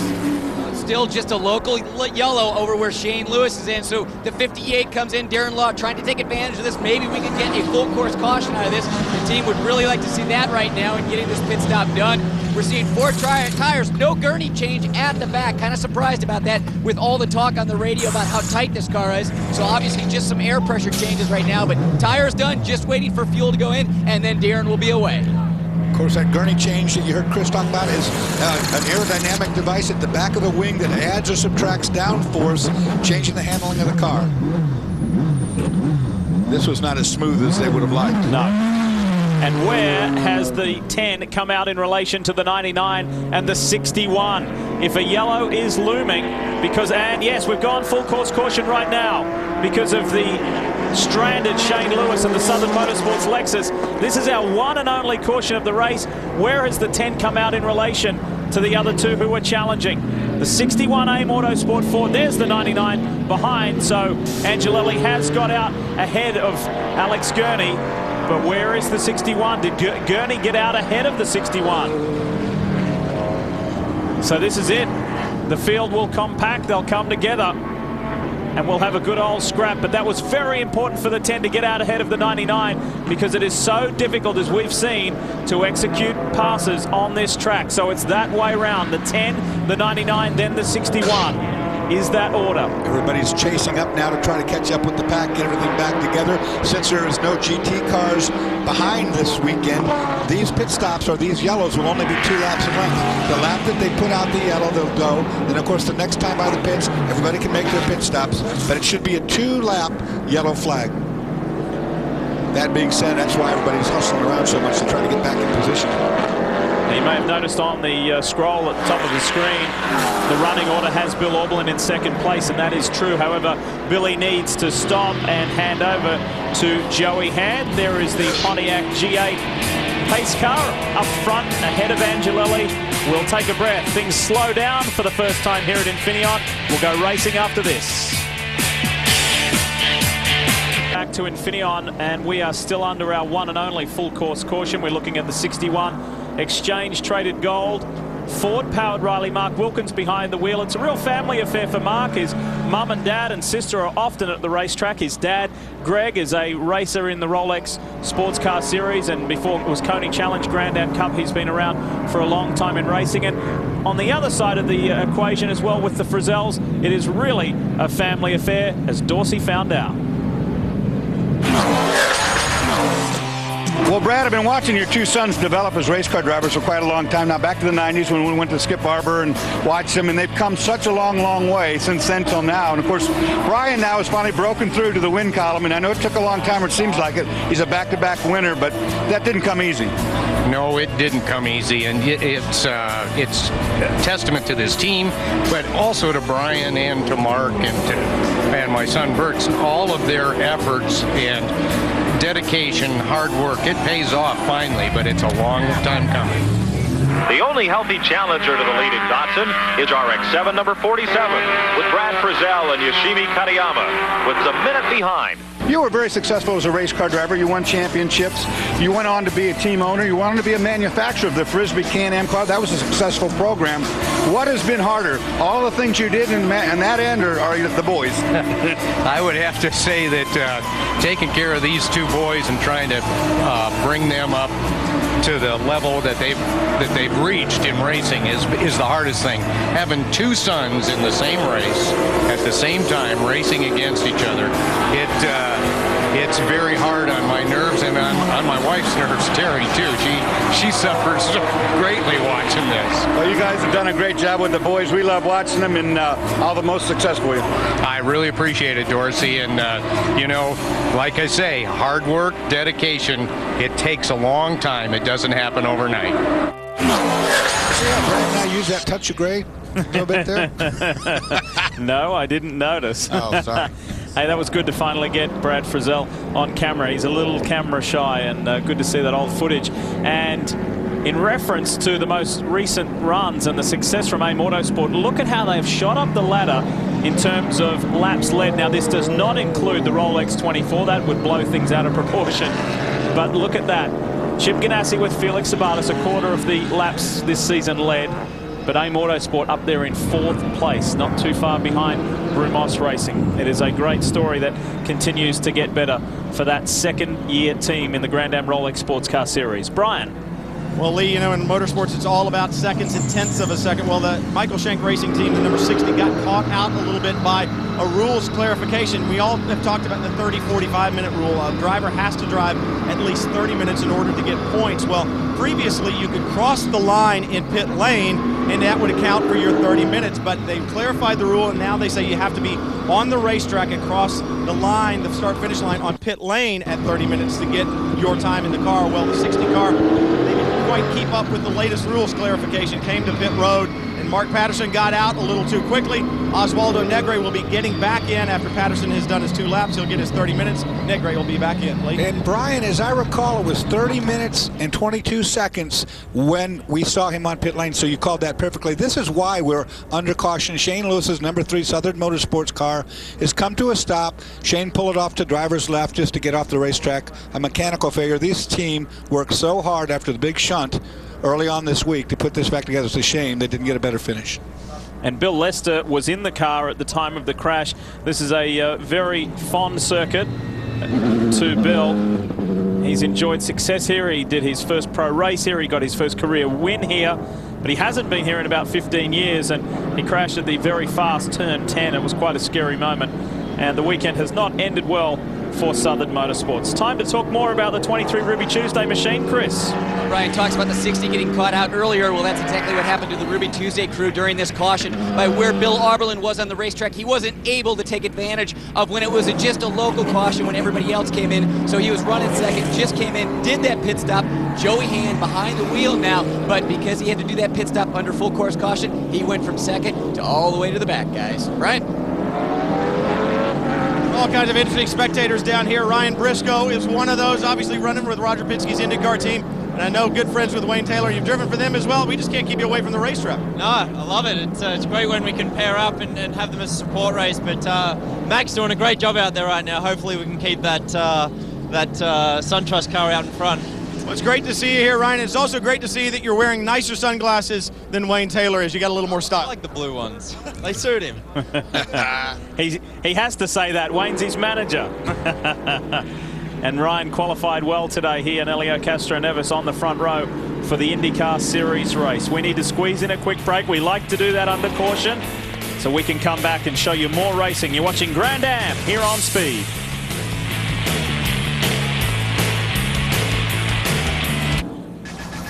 Quick reminder that later tonight, 9 p.m. Eastern, Wind Tunnel with Dave Despain as always, and special guest tonight, Red Bull Racing's Brian Vickers.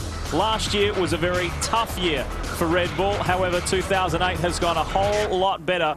It's been a very promising season for Vickers, and AJ Allmendinger has improved of late as well. That is Wind Tunnel tonight with Dave Despain. Hey, Chris Neville's got more on the 3. Chris, what's the deal? Well, it's just been a tough weekend for this team. Shane Lewis reporting to them that the car stumbled for a second the lap before, and then going up the hill, he just lost all drive. So the team unsure really what's going on. Did he break a half shaft or something when the car stumbled? They aren't going to know until they get it back to the paddock here. But this team having a tough weekend, and now they got to go 2,900 miles all the way across the country to race next week in New Jersey. Well, a lot closer than 2,900 miles is Scott Pruitt's house in Auburn in California. I had the pleasure of visiting with Scott and Judy earlier this week, and there is something else other than motorsport that is very dear to his heart.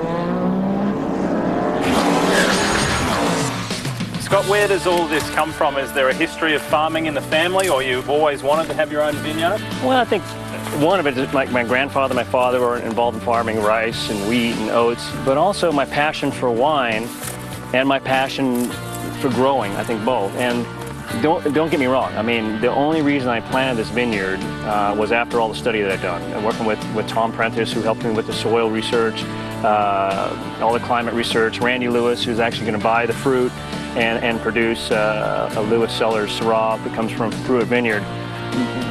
But the intrigue of doing something spectacular. And what they're saying is, in this soil, with all this fractured rock, this red clay, it should do something spectacular. In 2 years, we can figure out what we got, which is just ridiculous because, you know, here I've been racing, and racing is a world of week to week, day to day, week to week. Instant. And you got to be changing, moving, fixing, doing whatever you have to do. And then in this industry, it's years, and it drives you crazy. Just absolutely insane. It's good for retirement, though. Yeah, drinking it is good for retirement.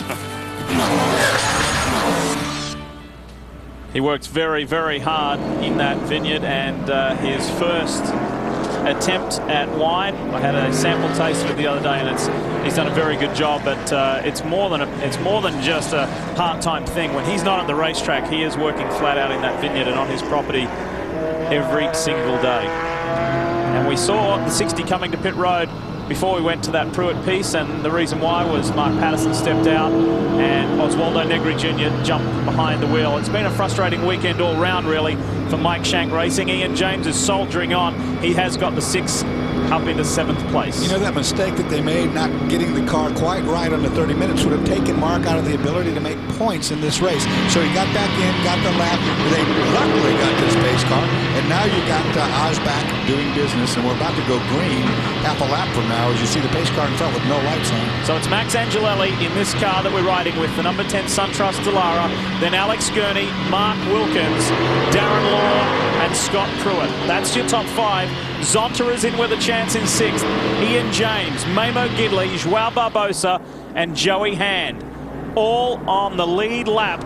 We're ready to go racing down into turn 11 before they see green. Second car in shot is Bert Frizzell. That is the first car not on the lead lap. Ready for the restart here at Infineon. Just one caution period in 62 laps. Here we go. This should be interesting now. The 47 car is not in position. Watch for the 99 to get aggressive. Mark Wilkins is aggressive from the go as well. Pruitt starting to hassle Darren Law. Cold tires right now. It's going to take a lap or two. It really takes 4 before you can go up to full speed. But this first lap can be a bit tenuous. This is the corner where the lead pass was made, right like that. Pruitt on Law. Exactly. That's what the 99 did, and Darren Law runs out into the dirt, loses a position to Zonta. That's exactly how the race was lost last year, and that will infuriate Darren Law right now. Drops a spot back. That now leaves him right in front of Ian James, and then Memo Gidley, then Joao Barbosa. The list goes on. 10 with a clear track ahead, Brian. Just go back 64 laps ago. Remember Michael Valiente at the drop of the green, that lead that he built up so quickly. Remember, one of the strengths of that Dallara chassis is getting those tires up to temperature and up to pressure very quickly. And right now, Angelelli, with another Dallara behind him, has really been able to jump and put some distance between himself and the 99. Of course, the Dallara behind him is Bert Frizzell. 47 car, if he could get his lap back, he's a lap down, first car lap down. He's trying hard right now to get back into a fighting position. He gets it a little deep. Lock up, he'll release the brake. I think he's okay. I don't think there'll be a flat spot there. Hey, do you think Scott Pruitt's just circulating for points? I don't think so. Take a look at the blue and white car, the Telmex Lexus Riley. Yeah. He's looking for another position. And a good run on Wilkins back there. Wilkins with a little bit of bobble, had to get out of the throttle. Scott is being very aggressive. You're right. I said, remember, on the opening lap, on a restart, on a start, you can game a lot of positions by being really on top of your game. The car he's chasing is the car that he used to drive. Yeah, and the pole sitter, or would have been pole sitter, but had been thrown to the back. You may have seen slight contact earlier between Ian James and Darren Law. It was only that. It was slight contact up in turn 7. Everything appears to still be okay. Law running 6th, James 7th, Gidley 8th, Barbosa, then Hand inside the top 10. This, however, is the fight for 3rd place. once you get strung out, it's much harder to get a run on another car. That's why on that opening lap, if you can be aggressive on the opening lap while you're still tight together, you can gain a spot or two, as you saw Scott Pruitt do that exactly. Here's more about Scott Pruitt. Talk about the drive of Scott Pruitt and his competitive nature. Now, they came into this race, he and Memo Rojas, all they needed to do was finish 12th or better in the remaining 3 races, and they could lock up the championship. But 12th is just not good enough for Scott Pruitt. He took the car over from Rojas, and he was charging to the front lane. He and Rojas could have put the championship beyond doubt today. Well, the race isn't over. It's highly unlikely. It was a bit of a stretch. They needed the 99 to finish last, and they need to win if they were to put the championship beyond doubt today. It's highly unlikely that's going to happen, but it will be very interesting next weekend at New Jersey, the brand new New Jersey Motorsports Park. And for Scott Pruitt, his destiny right now, as far as a championship, an 8th one, unprecedented, is in his own hands. He told me today earlier on, if we lose this championship, we deserve to lose it because we did something really stupid. So he right now is pressing hard. If he can make up more positions, it makes everybody harder yet to ever have a chance of getting by him, and I don't think anybody could. Just think about the experience this man brings to the table. NASCAR Sprint Cup, kart, now of course IndyCar Series. Back to the IMSA days of GTO, GTU, Trans Am. My teammate, many times. But the car's a little twitchy right now. I'm watching Scott when he gets in the brake zone, and watch the back of the 01. It's starting to kind of really starting to move around. It really looks to me like the rear brake bias is just a little bit off. And you see when Scott brakes hard, and he's braking very hard right now trying to gain position, the car gets a little bit of movement. We are hearing a rumor, Dorsey, that the 01 may be receiving a penalty for contact with the 58. It is only a rumor at the moment, yet to be confirmed. Well, I hope it stays a rumor. No, he's in. Oh. It is a penalty for the 01. Well, this is a complete shame for Scott. This we'll see what happens here. It's going to be a stop and go. He's going to have to do pit lane speed.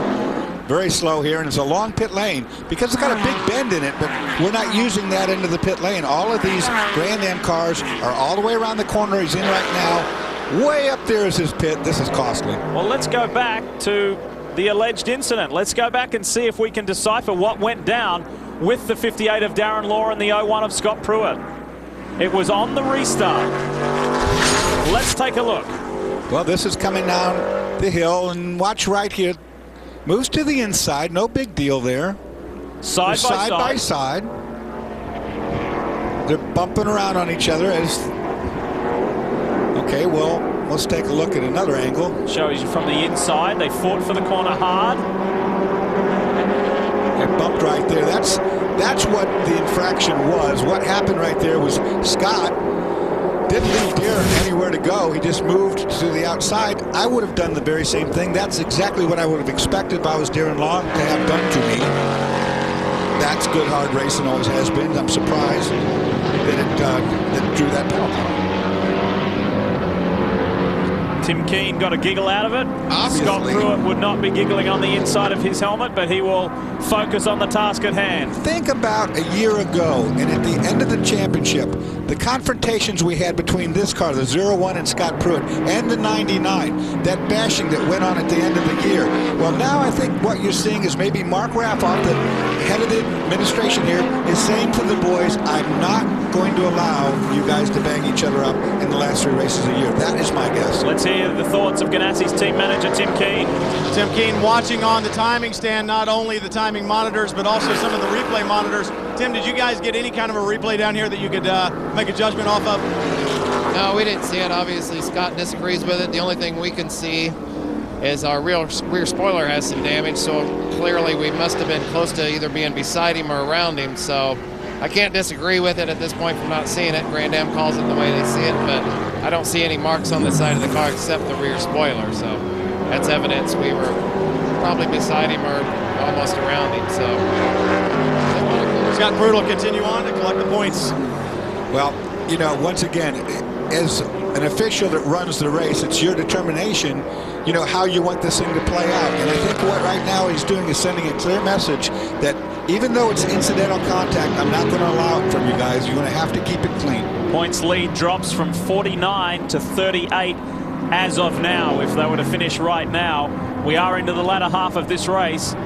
And that points lead continues to be trimmed with just 2 rounds remaining in this 2008 championship. Angelelli leads the way over Alex Gurney and Mark Wilkins, top 3. There are the boys at the Gainsco gang. Are they looking at another last lap or last couple of laps move? Yes, it's a busy week in the sports car world. Grand Am heads to a brand new circuit. It is New Jersey Motorsports Park. We'll be racing on Thunderbolt Raceway, and that's coming your way next Sunday from 1 p.m. Eastern. Who will get the very first win on this brand new circuit? We look forward to that, and it is the second last round of the 2008 Grand Am Rolex Sports Car Series, and that means rounds and opportunities are running out for Scott Pruitt and Memo Rojas to equal or maybe break the most wins in a single season. They have 6 so far. They were trying to tie Fogarty and Gurney at 7 here today. So chances are running out, but it still can be done, Doss. It can still be done, but Scott Pruitt's an awfully sharp guy. He knows mathematically what he needs to do, and he also knows on the racetrack what he needs to do. It's not coincidental that he's going to be the winningest sports car driver ever. I mean, he has earned that over many years.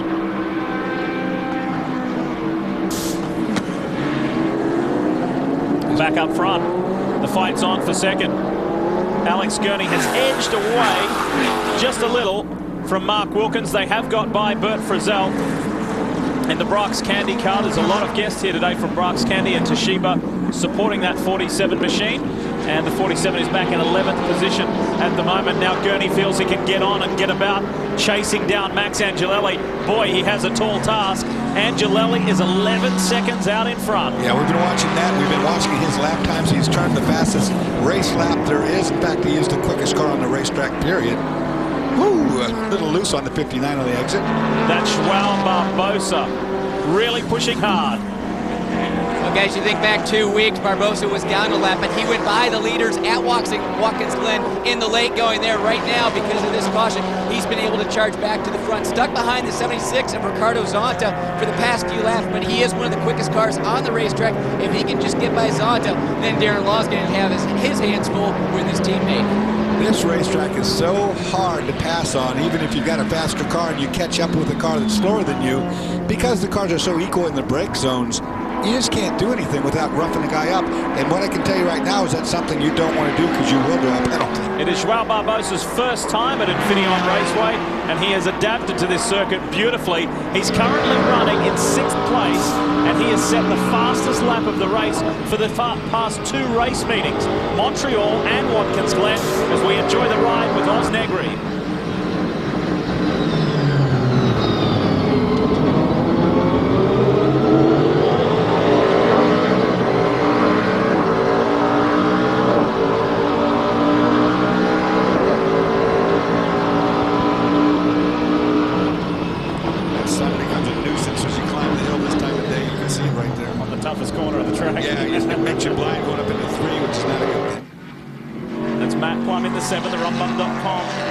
BMW powered Riley and Pruitt trying to find a way through. There's a way right there.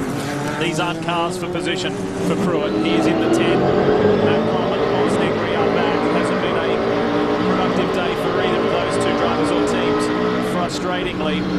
And as we take a look at the Mesco Building Future Rookie of the Year standings, one of our GT drivers, GT not here today, of course, Tim George Jr. leads that. But Matt Plum is in 4th. Ricardo Zonta is currently 2nd.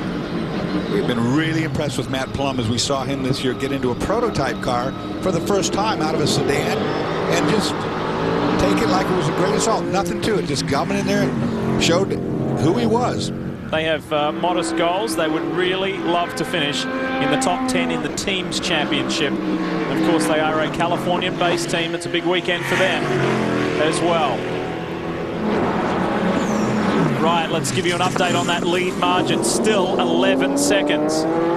It's going to be hard to reel that car in. The number 10 SunTrust Dallara is performing beautifully. Yeah, that's what it looks like to be on the fastest car on the racetrack. This is going to work the throttle through this very long downhill. Starts to squeeze it in right here, full throttle. We have documented the bad luck, the issues surrounding this team, and not always this car, but just the circumstances this year for Wayne Taylor Racing and the SunTrust machine, whether it be with mechanical issues, crashes, mostly crashes, that horrendous transporter fire on the way back from Mazda Raceway, Laguna Seca. Just the dark cloud that has been following that team has been horrendous, yet the personnel of Wayne Taylor Racing have just hung tough, stood in there, and really performed well. Wayne came to me this weekend. He said, Lee, I've got another bad luck story for you. I said, what? He said, I have a couple of investment properties in Orlando, and with the tropical storm down there, he said, I have a huge tree in the backyard of one of my properties. It fell over and fell through my next door neighbor's house. He said, what have I done to deserve this? Well, I guess this win, if the 10 car can stay there, will change all of that. And you know, he laughs about it, but it's about all you can do is laugh about something when you have it going so bad for you like that. But there's only 2 teams, I think, that could have recovered or continued on after the things that have happened to his team. And that would have been probably, you know, obviously they've gone on with it, but the other one would be Ganassi. I mean, those guys have the resources and the ability. But I will also say that every one of these teams in Grand American Racing helped chip in one way or another to make sure that the SunTrust guys could make on to the next race. Everybody chipped in. Rolling back through the field. You know that Gurney's second. Wilkins is still third. This is Darren Law in 4th place. It's so close to home, too, for Darren Law from Arizona. And he has some 8 of his neighbors here this weekend cheering he and David Donahue on. Both their respective wives are here as well, willing Brumos on to get that win. It's going to be tough here, and Darren has got a fight on his hands with Ricardo Zonta to hang on to that 4th place. He might have one on his teammate with Barbosa, too, because you look right behind Zonta, and there's Joao, and we have been so impressed with this man. And when he gets behind the wheel, what he can get done, the 59 car can't be counted out by any means. Well, do you know what? There are only 14 points separating the Brumos pair. The 58 and 59, they're 3rd and 4th, respectively, in the championship, and only 14 points between them. It's the battle of the 58 and the 59, and the man who oversees it is standing by in pit lane. Hurley Haywood's got cars in 6th and in 4th on the racetrack. Hurley, this team has really come together great this year, and you're going to get a chance to get back behind the wheel of the 59 car at Salt Lake City. You excited about that? Yeah, very much so. The management side is exciting, but I'd much rather be behind the wheel. Well, it should be exciting to see Hurley behind the wheel, and also Buddy Rice will be helping out the team in the 58 car. Brian? Car sandwich between the 58, the 59, the 76. Nick Janssen, you and Ricardo Zonta sharing that car. That Lola seems to be getting better and better. You've been with Tracy Krohn for a long time, but it's the oil business or racing business. He's got the resources that he's going to work hard to make it right, isn't he? Yeah, absolutely. I mean, the relationship we have with Lola, you know, it starts to kind of gel a little bit better here now. We've done a lot of testing and development, and the car's all come together for us. And hopefully, you know, another few races under our lap here, and maybe for next year the car's going to be really good. But here it seems to suit this track pretty well, and we're running 5th place now. I think we started from the back, obviously, and we're coming up through the field and running pretty competitive lap times right now. So hopefully Ricardo can hang in there, and hopefully we can have a good finish here today. Well, race car drivers are not known for their patience, but you guys have been very patient with that car throughout the season, taking your time developing it. You ready to put it up there on the podium and get that top step? Yeah, absolutely. I mean, I think we have a very experienced, you know, group of guys there, both from a driver standpoint and engineering, and we all know it takes a long time to get a new car developed, and that's what we're working on very patiently. And we know that, you know, it's going to pay off. We're going to pay dividends for us here just a few more races in, and hopefully all next year, you know. Well, best of luck. Hey, Dorsey, when you drove, you were really patient, weren't you? Patience, you know what? No way. Ain't going to happen. I'll tell you what, Zonta right now is under monstrous pressure. Joao Barbosa is really, really working him over, because just a second ago, it was the opposite way around. He was up there beating up on Darren Law. These 3 cars were pretty equal. Joao's been really busy of late. He went straight from Watkins Glen back to Europe, raced in the Nürburgring last weekend, and then straight back here to the United States for the Infineon round. He'll stay here in the US because New Jersey is just next weekend. This is his first full season in Daytona prototype racing, and boy, has he done well working with JC France. Oh, got a little out of shape there. That's what I've been talking about. I've been watching Joao's on the exits. That car snaps loose, Talking about the 59 Brimo's car at the exit of the corner, the back just snaps into an oversteer. He's caught 2 of them now. He's seeing white, red, and blue in front and behind. Did it again right there. That car's really loose at the back end, the 59. It could be because he's been attacking and been running really hard, in which case he needs to probably slow it down just a little bit, let the tires cool, and remount his attack. Chasing Zonta down for that top 5 place. He would dearly love to get it. We're running out of time, though. And the 6 of Ian James on pit road whilst in the top 10. Heartbreak for Mike Shank.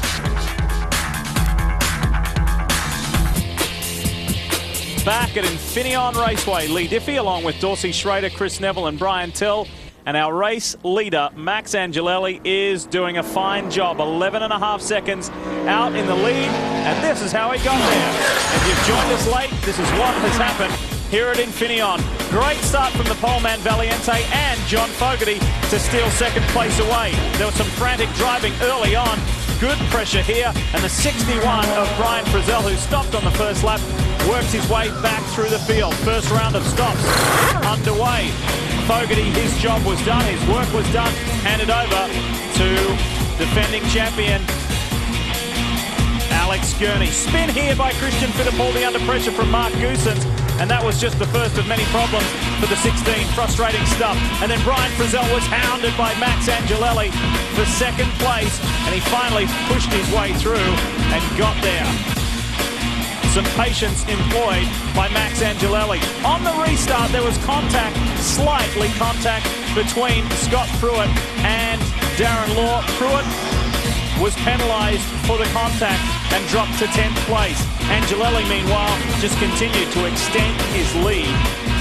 Good pit work, good driving from Wayne Taylor Racing and the SunTrust Dallara. The Armed Forces 250 continues on a beautiful afternoon here in Northern California. Just one full course caution in this race. That's pretty amazing, too, because some of these guys have been driving pretty hard. One of which is Scott Pruitt, who, of course, as you said, was brought back to 10th. He's fighting for 8th position right now. There he is. And he's fighting hard with the 23. You said it a minute ago, there's going to be a wreck here. And I said, no. But there's some assorted ugliness in this pack right here.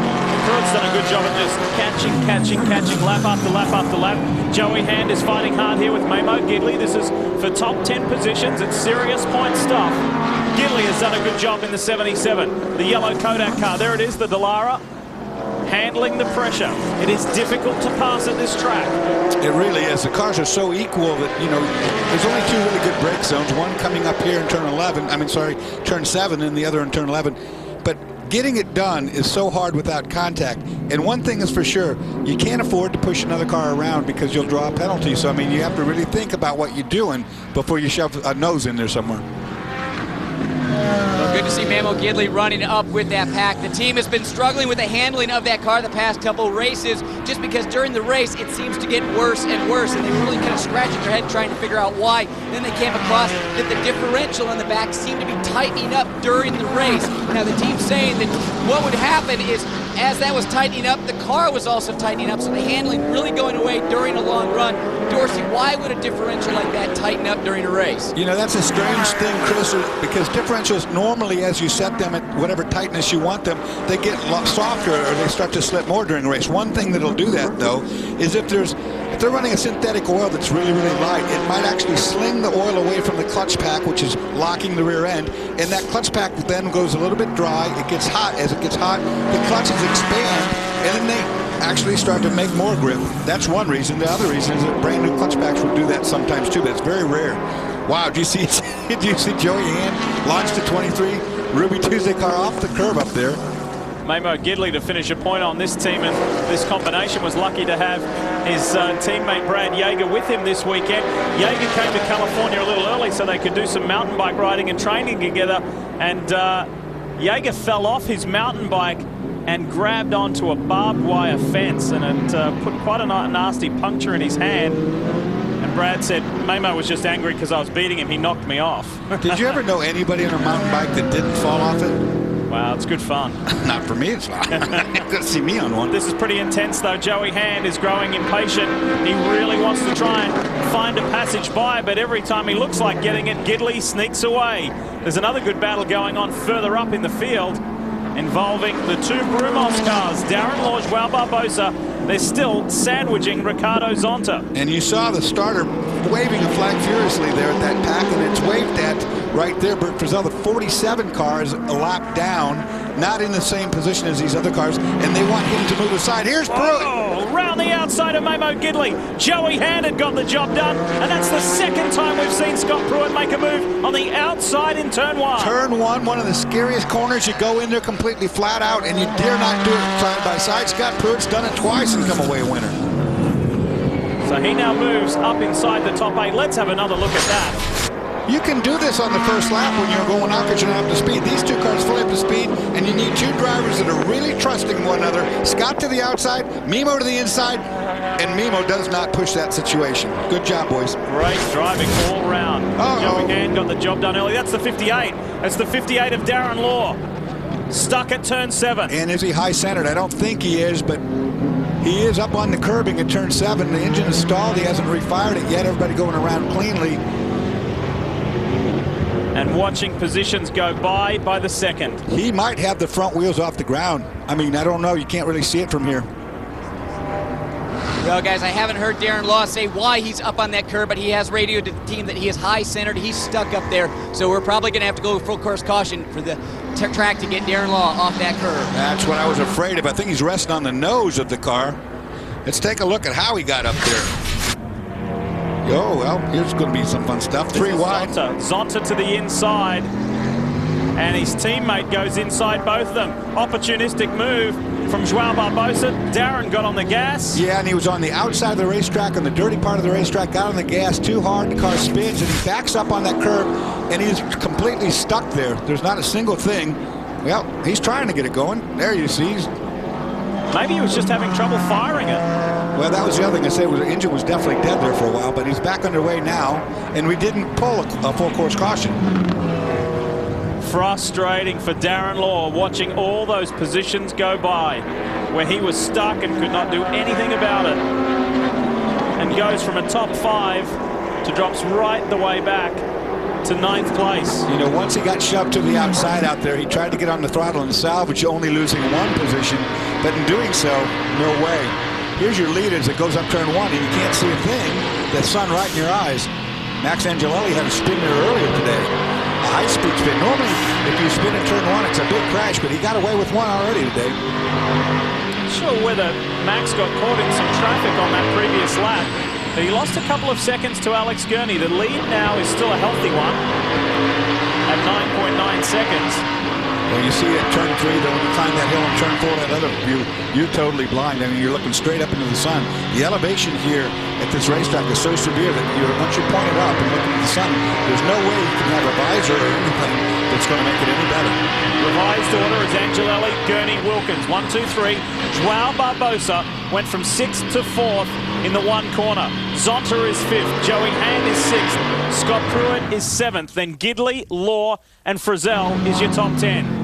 This, however, is the race leader. Montreal 2007, the last time Wayne Taylor Racing and the SunTrust boys saw the top step of the podium. And the SunTrust boys will be on the radio and trying to calm that Italian down because he's got a 10-second lead, and they don't want any mistakes made. Max knows one thing only. He knows how to go fast. Do you know what? Right from the outset of this weekend, this car has been fast at this track. Mark Goossens topped the Thursday qualifying session, but the SunTrust Dallara has been at the top or near the top every single session for both Michael Valiente and Max Angelelli. Look at Max there, split screen, looks very relaxed behind the wheel. No panic there, just cruising along at a very high rate of speed. When you have a bad run of luck, or you don't see positions that you're used to seeing, i.e. 1, 2, or 3, do you start to doubt yourself? Do you start to question yourself, or you just have to convince yourself that it will come good? I think drivers always question themselves. You always wonder if it's you or if something you're doing, and that's where it's so important to have a good team behind you, a good bunch of guys who communicate well with each other, that you can sit down after a race and say, okay, it wasn't us, we were off on our setup this weekend, or we didn't get this right. Keep everybody's head in the game, because you tend to want to blame yourself, and once you start getting down, the results go right along with your mental attitude down.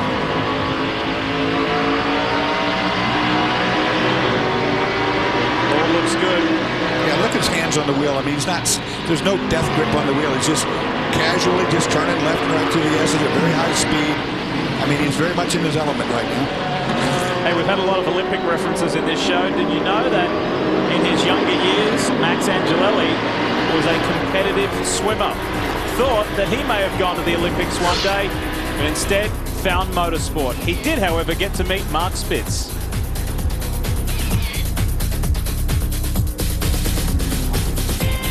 This Thursday at 10 p.m. Eastern, you can ride shotgun with the crew who cleans up the ugly mess left behind by Chicago motorists. Yes, I'm sure a lot of you know it already. It is Wrecked, live in the crash lane. Thursdays at 10, one of the new shows on the network this year. And this is a frustrating picture if you're involved in Chiva Racing. The 16 is done for the day. Antonio Garcia and Christian Fittipaldi, their day prematurely ending. They push that car behind the wall. You see the mechanic getting in and out, just trying to get it back to the transport. Along with the number 3 as retirements in this race. Good to see the 91 going again with Jim Matthews behind the wheel, because they had an extended period of time behind the wall with some dramas with the 91 machine, but will finish this race. Well, riding on board again, Max Angelelli, our leader, he's either backed off the pace some, which I think probably his crew would have told him by now. You're sitting there with about 10 laps to go. Just calm down. You got a big lead, but it's not as big as it was. It's now down to 8 seconds from 10. So either he's slowing down and the gurney's going up, speeding up, but we're going to have to watch this race for first. Hey, Brian, why don't you go ahead and mention what we were talking about in that last commercial break? Well, I can also add on what Dorsey was just saying. The crew has been telling Max, hey, we need mid-28s. That's a 1:28-second lap. So that's what he's running right now. So they've got him running a pace. Now, we talked about Wayne Taylor Racing and the success or the lack thereof this season. They've only had 2 top 5 finishes, a 5th at Daytona, and then a 3rd at the Watkins Glen 6 Hours. But both of those were in Riley chassis. They ran the Riley in the beginning, and remember they had the big fire in their transporter that burned down their Dallara chassis. If they would hold on to win this race, be the first win for Dallara, the best win finish for the Dallara chassis. So this is huge, not only for Wayne Taylor Racing, but for Dallara as well. That chassis really coming alive. And right now, the luck, it seems to have turned in the favor of Wayne Taylor and his group at SunTrust. It's Eric Vanderpoel spinning down at turn 11. And we do have a replay to show you what happened to the Belgian driver. Dors? A lot of pressure been on here. You see Joey Hand, and he's in there locked up a little bit. And he helps the Mr. Vanderpoel around backwards. That's called the shovel effect? Yes, it is the shovel effect. Now, will he draw a penalty for that? I mean, that was definitely avoidable contact in my eyes. It was a lapped car. The 75 was a lapped car. That was not a move for position. That's what's frustrating about the whole thing, is that, of course, is a lapped car. And if you're having a fight and you've got Scott Pruitt on your tail, you don't really have a lot of time to, communicate with the lapped car. All right, so the lead has now stabilized because it dropped from 11.1 seconds down to 10, down to 9.9, down to 8.6, down to 8.3. It's now 8.4 seconds between Max Angelelli and Alex Gurney. Well, there's my answer to my question. The 23 will be called in for avoidable contact. He will do his stop and go. Joey Hand will bring the Ruby Tuesday car in for spinning out Eric Vanderpoel. And that takes Joey Hand out of 6th place. It elevates Scott Pruitt to 6th place. Mimo Gidley will move up as well. And Darren Law on the comeback trail a little further back in 9th position. Here is Joey Hand serving the penalty in the Ruby Tuesday Porsche Riley. Chris, how are the boys looking down at the Gainsco camp? Because Gurney is relentless. He's not giving up on this yet. Well, the team isn't either. Kyle Brennan, the engineer for the Gainsco group, on the radio with Alex, encouraging him along, telling him, hey, you're either matching the time or you're doing better than Angeletti, but they're just trying to close that gap. Kyle Brennan, one of the best engineers in this paddock, very intense, very competitive. I was talking with his wife this weekend, and she was saying, you know, I'm a little bit worried about his stress level, so I encouraged him, hey, you really got to go out and start playing some more golf when he turns 40. She bought him some new clubs, but he seems to be taking that sport as seriously as he takes motorsport. So now she's concerned about the golf clubs that she bought him. Every time he comes back from the course, she's checking the bag, making sure he's not breaking any over his knees. Lee, that kind of sounds like your game, Lee. If you want to lower blood pressure, you don't buy golf clubs for somebody, for crying out loud. Hey, I've calmed down a lot. Fisher's the one with the hot temper. So Gurney not giving up, and the timing monitor suggests that, but it's still a long haul. It's still a big gap to make up with laps running out. We're on lap 95, 94 in the books, and it's a 102-lap race. We're inside the last 10. We're running out of time, and these boys are running out of laps to get their three-peat. Brian? Well, remember, they had to start from the back. They had a long way to go, and they gambled a little bit. They went lean in that middle fuel stint. They made up some time there, and then they sent Mark Wilkins out, and they said, go. But about halfway through that stint, they said, you know what, we're concerned about wearing down the rear tires, so let's conserve rear tires a little bit. The pace being set up front is pretty torrid, so they put him on a pace as well, try to conserve tires, hoping that Max Angelelli and the 99 with Gurney, and it would burn their rear tires off. If they would get a yellow that would close the gap a little bit, they would have fresher Pirelli tires. But guess what? The yellow didn't transpire. They almost got it with Darren Law, but when they didn't get it, I looked up at Ian Willis on the stand. He shrugged his shoulders and said, all you can do is try. We had to roll the dice. We had a long way to go, and I don't think this one's going to work out. We'll be happy with a podium. What about the run for the 59? You mentioned the word podium. They've had fourth places, but a podium has been elusive, Chris. Yeah, Lee, JC France and Joao Barbosa have had 2 fourth-place finishes, trying to even better that today. JC, great run out of you guys this weekend. What's it been like this year working with Joao?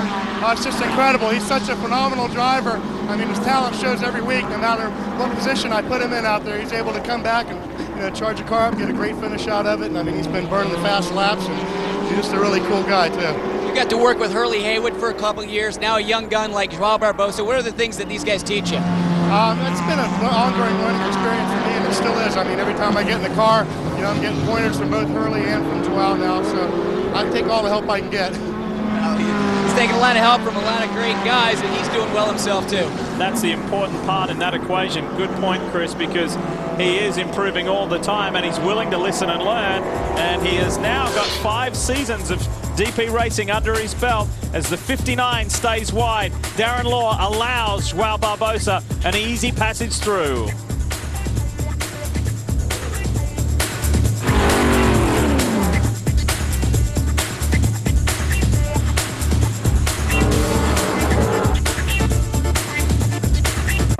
Final 5 laps here at Infineon Raceway, the Armed Forces 250, round 12 of the Grand Am Rolex Sports Car Series. And the man we call Max the Axe, Max Angelelli, the 2005 championship winner, along with his team principal, Wayne Taylor. And this has been a long time coming. Do you know, if they can hang in there with these final 5.5 laps and get the win, it will be the first time another manufacturer has won other than Riley in 20 races. And that says a lot. This team unloaded here the best. They've run through the entire weekend, staying at the top of the charts. And right now they've got Max Angelelli cut back. Don't run as hard as you need to. You've got the field covered, but we got to run off 5 more laps. Well, guys, it's that time of year where we're in the silly season, and some rumors floating around the paddock this weekend about where guys are going. But some of those rumors actually come into fruition. Talked with Tim Cindric from Penske this week, and he said that they will be back at Daytona next year for the 24. He wouldn't verify which type of chassis, motor, or driver lineup, but he said they will be back. The question is, will they be back for just Daytona or maybe the entire season? Also, Polestar, Jim Griffith, who ran Mamo Gidley, Buddy Rice, Joey Hand, all in Atlantics. He said that they are coming in next year, and he was meeting with Riley, so I think the speculation there is they'll probably be in a Riley. Well, two really good new teams. Not new in the case of Penske because he's been here before, but if you could do a whole season, it would be spectacular for this Grand Am effort. And remember back to the beginning of the season and the off-season, Dorse, where the new bodywork was coming in, the new cars, the Dallara and the Lola. People were wondering what would it yield. Well, both Krone Racing, Proto Auto and Wayne Taylor Racing, they did not run their new cars, the respective cars of the Rolex 24. They waited. They went with what was tried and tested, and then at the second round, they debuted their new cars. They wondered, could a Lola, could a Dallara win in its first year? Well, we're not too far away from that right now. And let's not leave out the Crawford because we're not going. It's not the end of that car either. We're going to see the Crawford back in competition before the end of this season. Of course, they're looking to build for next year. There's your engine manufacturer points. There's a great engine battle going on. As you said at the beginning of the show, the top 6, 2 Porsches, 2 Pontiacs, a Ford, and a Lexus. So a lot of parity amongst the engine manufacturers. Lexus has only just lost that race, but you have to remember that it's the top car with that manufacturer's power plant that scores the most points, gets those points, and Lexus only have 2 cars out here in this field with their power plants. Pontiac have healthier numbers. That's the other problem too. I mean, there's also a BMW power plant, but the numbers definitely aren't there. Not yet, anyway. And that's one of the good things about being in the silly season. All the rumors looking towards a new season, but this one is not done with yet. We have 2 more rounds to go in 2008. And anything can happen, as we all well know, particularly in this type of racing. Oh, a lot of smoke at that time. Joao Barbosa really drove it hard up into turn 1. A lot of right side tire rub. You don't want to do that with just a few laps to go. And the rub blocks too, being ground out through turn 1. Hey, the lead is down to 7.4 seconds.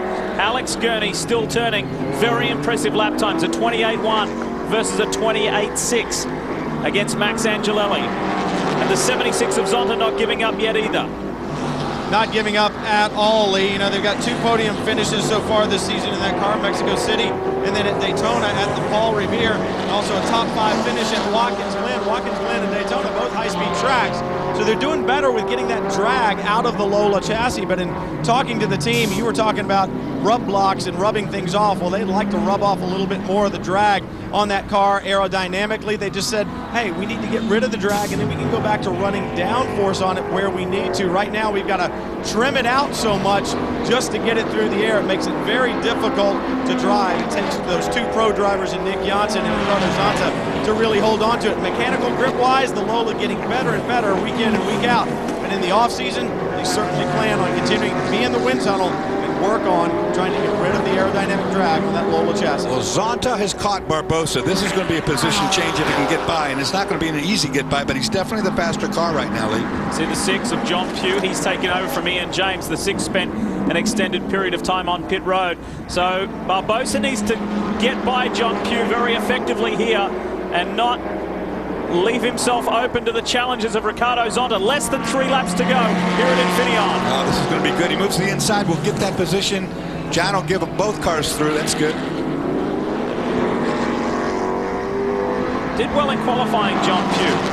And on the improve all the time. And he and Mark Patterson enjoy their rivalry within that team. But both the 60 and the 6 have not had a terrific weekend here at Infineon Raceway for Mike Shank Racing. Look at Zonta use the tighter line off the carousel. Now he's going to try to go to the inside. Long, long way back. He's coming there early. Oh. And Barbosa defends. Puts him in too tight for that corner. He'll lose ground coming off. But he let his intentions be known with only 3 to go. It's about to be 2.5, really.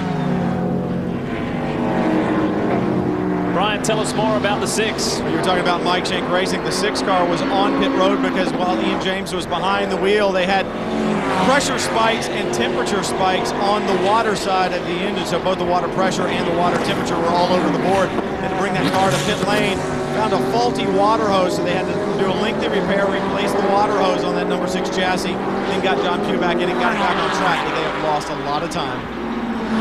Points are points. He's back on track.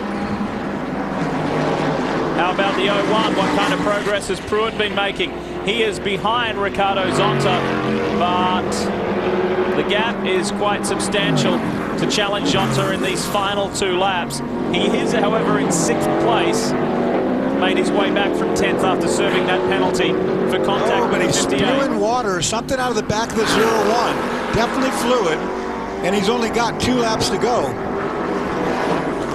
See if we can see it here, a mist. Did you see it out of 11, out of turn 11? I saw it good time out of 11 twice. Great See work right by there, a little bit more. our speed camera crew. Now that could be the engine running a little bit hot, and it's just spewing that water out this recirculation tank back there. We'll watch. We're coming to the white flag for the leader, so Pruitt 2 times around. We fast forward around to the front stretch. There is the white flag for Max Angelelli. I'm sure he can't believe it. One more circuit, and that first victory for Dallara, his first in more than a year, and it will be Michael Valiente's first win ever in Daytona Prototype Racing. And this team will be elated after all the terrible season they've had. They've deserved more than we've got this year. This will be good for them. Remember the big change that was made. 4 seasons, 4 years of Grand Am racing with the Riley chassis to go completely different direction, to get that new car, and for all of the crew, for Simon Hodgson, the general manager, for Travis Hogue, the crew chief, and for Travis Jacobson, the engineer, Bill Mullen, the lead mechanic. What a great group of guys, and what a huge amount of work they have done over and over this year. Well, all Max has got to do is come through these S's that he's in right now, work his way back down there to the turn 9-10 area. Nobody's contesting him. They haven't seen the podium in this car yet. They have seen a podium in 2008, but that was at the 6 Hours of the Glen at Watkins Glen in their old Riley chassis when they were in that dark period. Turn 11, the final corner on Infineon Raceway. Wayne Taylor will be beside himself. The bad luck, the black cloud has finally gone. The first win for the Dallara, and the first win in more than a year for Wayne Taylor's SunTrust Racing. Angelelli and Valiente do it in California. It's Valiente's very first Daytona Prototype victory. Zonta is not done with yet, but he's run out of time challenging Joao Barbosa. Alex Gurney gets second. Mark Wilkins gets third. Joao Barbosa will grab fourth ahead of Ricardo Zonta. 6th different winner this year with Angelelli and Valiente. Their first as a driving partnership. Their first as a pair. What a moment for these boys. Relief is not a strong enough word, Brian Till. I would say you're right, Lee. You said it. Relief is not a strong enough word. And we like to give Wayne Taylor a hard time because he's a good friend of ours, but the emotion down here, Wayne, I think we feel it all around. Not only is it the first podium finish for a Dallara chassis, the first win for you guys this season, first win for Dallara, and for you, the monkey is well off your back. Yeah, just absolutely fantastic. I mean, I'm at a loss for words. Just everybody on the SunTrust team has just been incredible, and what a great day for Gianpaolo Dallara to come to the first race, get the pole, fastest lap, and win the race. Travis, Simon, everybody, Toshiba, Miracle Sealant, it's just incredible. 2 races to go. You were talking about Gianpaolo Dallara being here this weekend. Yeah, there are 2 more tickets for him to come back over. There are 2 more races. First class, I'll be paying for them. That was fantastic. Hey, Wayne's reaching in his pocket, guys. You don't see that often. Good job, boys. Well, we said right at the top of the show there was a feeling of a shake-up. There may be a fresh winner. We've got a fresh winner in a new chassis in Grand Am Racing. The Dallara is victorious for the first time, and so too is Michael Valiente and Max Angelelli. Infineon, it is time to hear from those who achieved greatness here in Northern California. This celebration might be bigger than we're ready for. Let's go down to Victory Lane. Max Angelelli climbing up on top of the car, and we saw the emotion on the part of Wayne Taylor.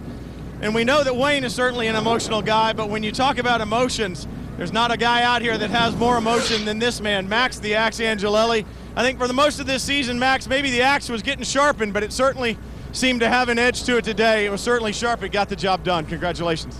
Thanks. It's just, this is the guys, Dallara, Gianpaolo is here. You know, we just wait to win a race. We wanted him to come over. So he's here, and we won. Michael Valiente coming in here as well, and we were talking about not only the job that Max did, Michael, but the job that you did early on. I mean, obviously in qualifying, the car starts from the pole, and then that first stint for you. When you look forward down 102 laps later, could you see the checkered flag? Did you feel like maybe today was the day? It's felt like it's been a year, that whole race. I mean, the team did such a phenomenal job. Max and I worked really well to get this car where it is today, as well as the team. I mean, it's unbelievable that we've been able to accomplish this with a brand new car and come here and win. I'm extremely happy. It was a great job by the entire team, and we'll grab a hold of Max over here one more time. And Max, for you, I mean, such a long relationship, not only with Pirelli, but Dallara as well, with your Italian background and all that. For you, this win must be special, not only for Wayne Taylor Racing, but all those relationships that I just mentioned that have existed for so long. I think I'm starting to see more emotion on your face. Yes, it's fantastic. Our story with Gianpaolo Dallara goes back in the early 80s, and I always only drove his cars in Formula 3 for many, many years, all around the globe. We work close together, and now we can win again together like we did in the 90s outside Italy. And this is when he started to sell cars all around, so and it made me famous. So thanks to him, all the guys back in Parma in Italy for the car. It's just a fantastic car. Congratulations, guys. Great to hear when you hear about those relationships and such a long road. Well, the long road now ends at Victory Lane. Yeah, that's great. He's talking about back to the 90s, and I'm talking about back to the 70s. So, I mean, I don't know what he's talking about, to get back with his old compadre and to win again. Fantastic effort by those boys. Well, what a day. Pontiac Power Plant wins with the Dallara chassis and Wayne Taylor Racing and the SunTrust sponsored car. With those two drivers, they come together for victory. Wow, patience. They've had to employ that plenty this year. This is the Pontiac race-changing performance. This was a very decisive move by Angelelli on the inside of Brian Frizzell. Early in the race, Frizzell was running out of tyres, and Angelelli was patient there. Finally made his move after 3 or 4 laps of looking at that corner, and that time for an opportunity to move through to the top. We came here with a 49-point deficit and difference between Rojas and Pruitt over Gurney and Fogarty. That gets trimmed to 42 with 2 races remaining. Remember, you get 35 for a win. Law and Donahue stay there 1 position back, 8 points ahead of their Brumos teammates, JC France and Joao Barbosa, who finished 4th today, and then Frizzell and Wilkins just 2 points adrift of those guys.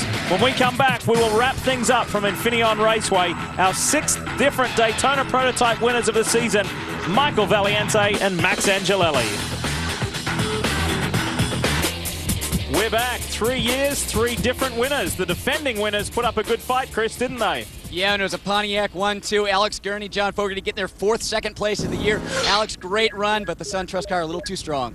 Yeah, they were a little too strong. They really set the pace all weekend, and they ran a very strong pace all through the race, and just couldn't believe it. Just couldn't reel them in, and anyway, a good result for us for sure, and you know, good for the championship again, but still a little bit out of reach. Anyway, I'm happy for my teammate John and everyone at Gainesco. Definitely a good day. John, you and I talked earlier saying this is kind of the neighborhood for you guys. You had lots of friends and family here. Second place feel good in front of all those people? Yeah, it does. You know, it's good to have all the Gainesco Auto Insurance people out, plus both Alex and I's family. But after last year's race, it's a little bit of a letdown, but we're very happy with second. Good job, guys.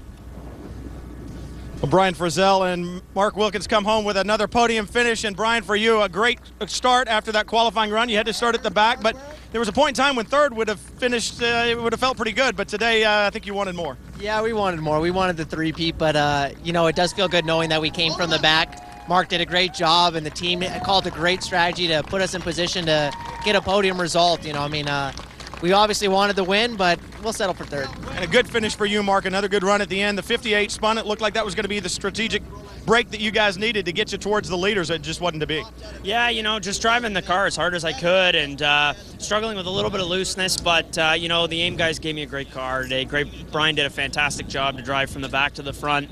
And, you know, I just was pushing as hard as I could and trying not to make any mistakes. And, you know, third, we'll take third. We move up in the points a bit, and it feels good. they'll take it and go. Another great podium finish for AIM. Lee? Yeah, they didn't get to third or second. They went all the way to first to begin with. So that's their first non-winning podium. Well done to the AIM Autosport boys. Hey, our SunTrust Improve Your Position award winners, the 59 Brumos Porsche of JC France and Joao Barbosa, they came through the field very quickly and made up 9 positions for more valuable championship points. Dorsey, 20 races ago, a Crawford won. That was at Mazda Raceway, Laguna Seca, with Pat Long and Jorg Bergmeister in the Ruby Tuesday machine. A different winner other than Riley today in the Dallara. It's good for the championship. It's great for the championship and for SunTrust Racing, who needed this win, no question about it. But now we look forward to a racetrack no one's been to before. And there's really nothing to lose for any of these drivers or teams. This is when it gets exciting at the end of the year. When we go to New Jersey next week, all gloves are off. It's going to be a war. Just those times reminding you, 1:45 p.m. Eastern, and that is qualifying live on speedtv.com. But you can watch the race here on Speed from 1 p.m. next Sunday, and that is, of course, Eastern. Next Sunday afternoon, New Jersey Motorsports Park at Thunderbolt Raceway. We really look forward to it. Always enjoy coming to Infineon Raceway, and we witnessed our 6th different winning combination this year in Daytona Prototype Racing. That's it for the standalone races. The final 2 at New Jersey and Salt Lake City will be DP and GT combined. We've really enjoyed your company, but stick around on Speed. More sports car racing coming up. The American Le Mans Series from Mosport next, and hopefully we will see you next week from New Jersey. On behalf of Brian Till, Chris Neville and Dorsey Schrader, I'm Lee Diffie. You've been watching Grand Am on Speed.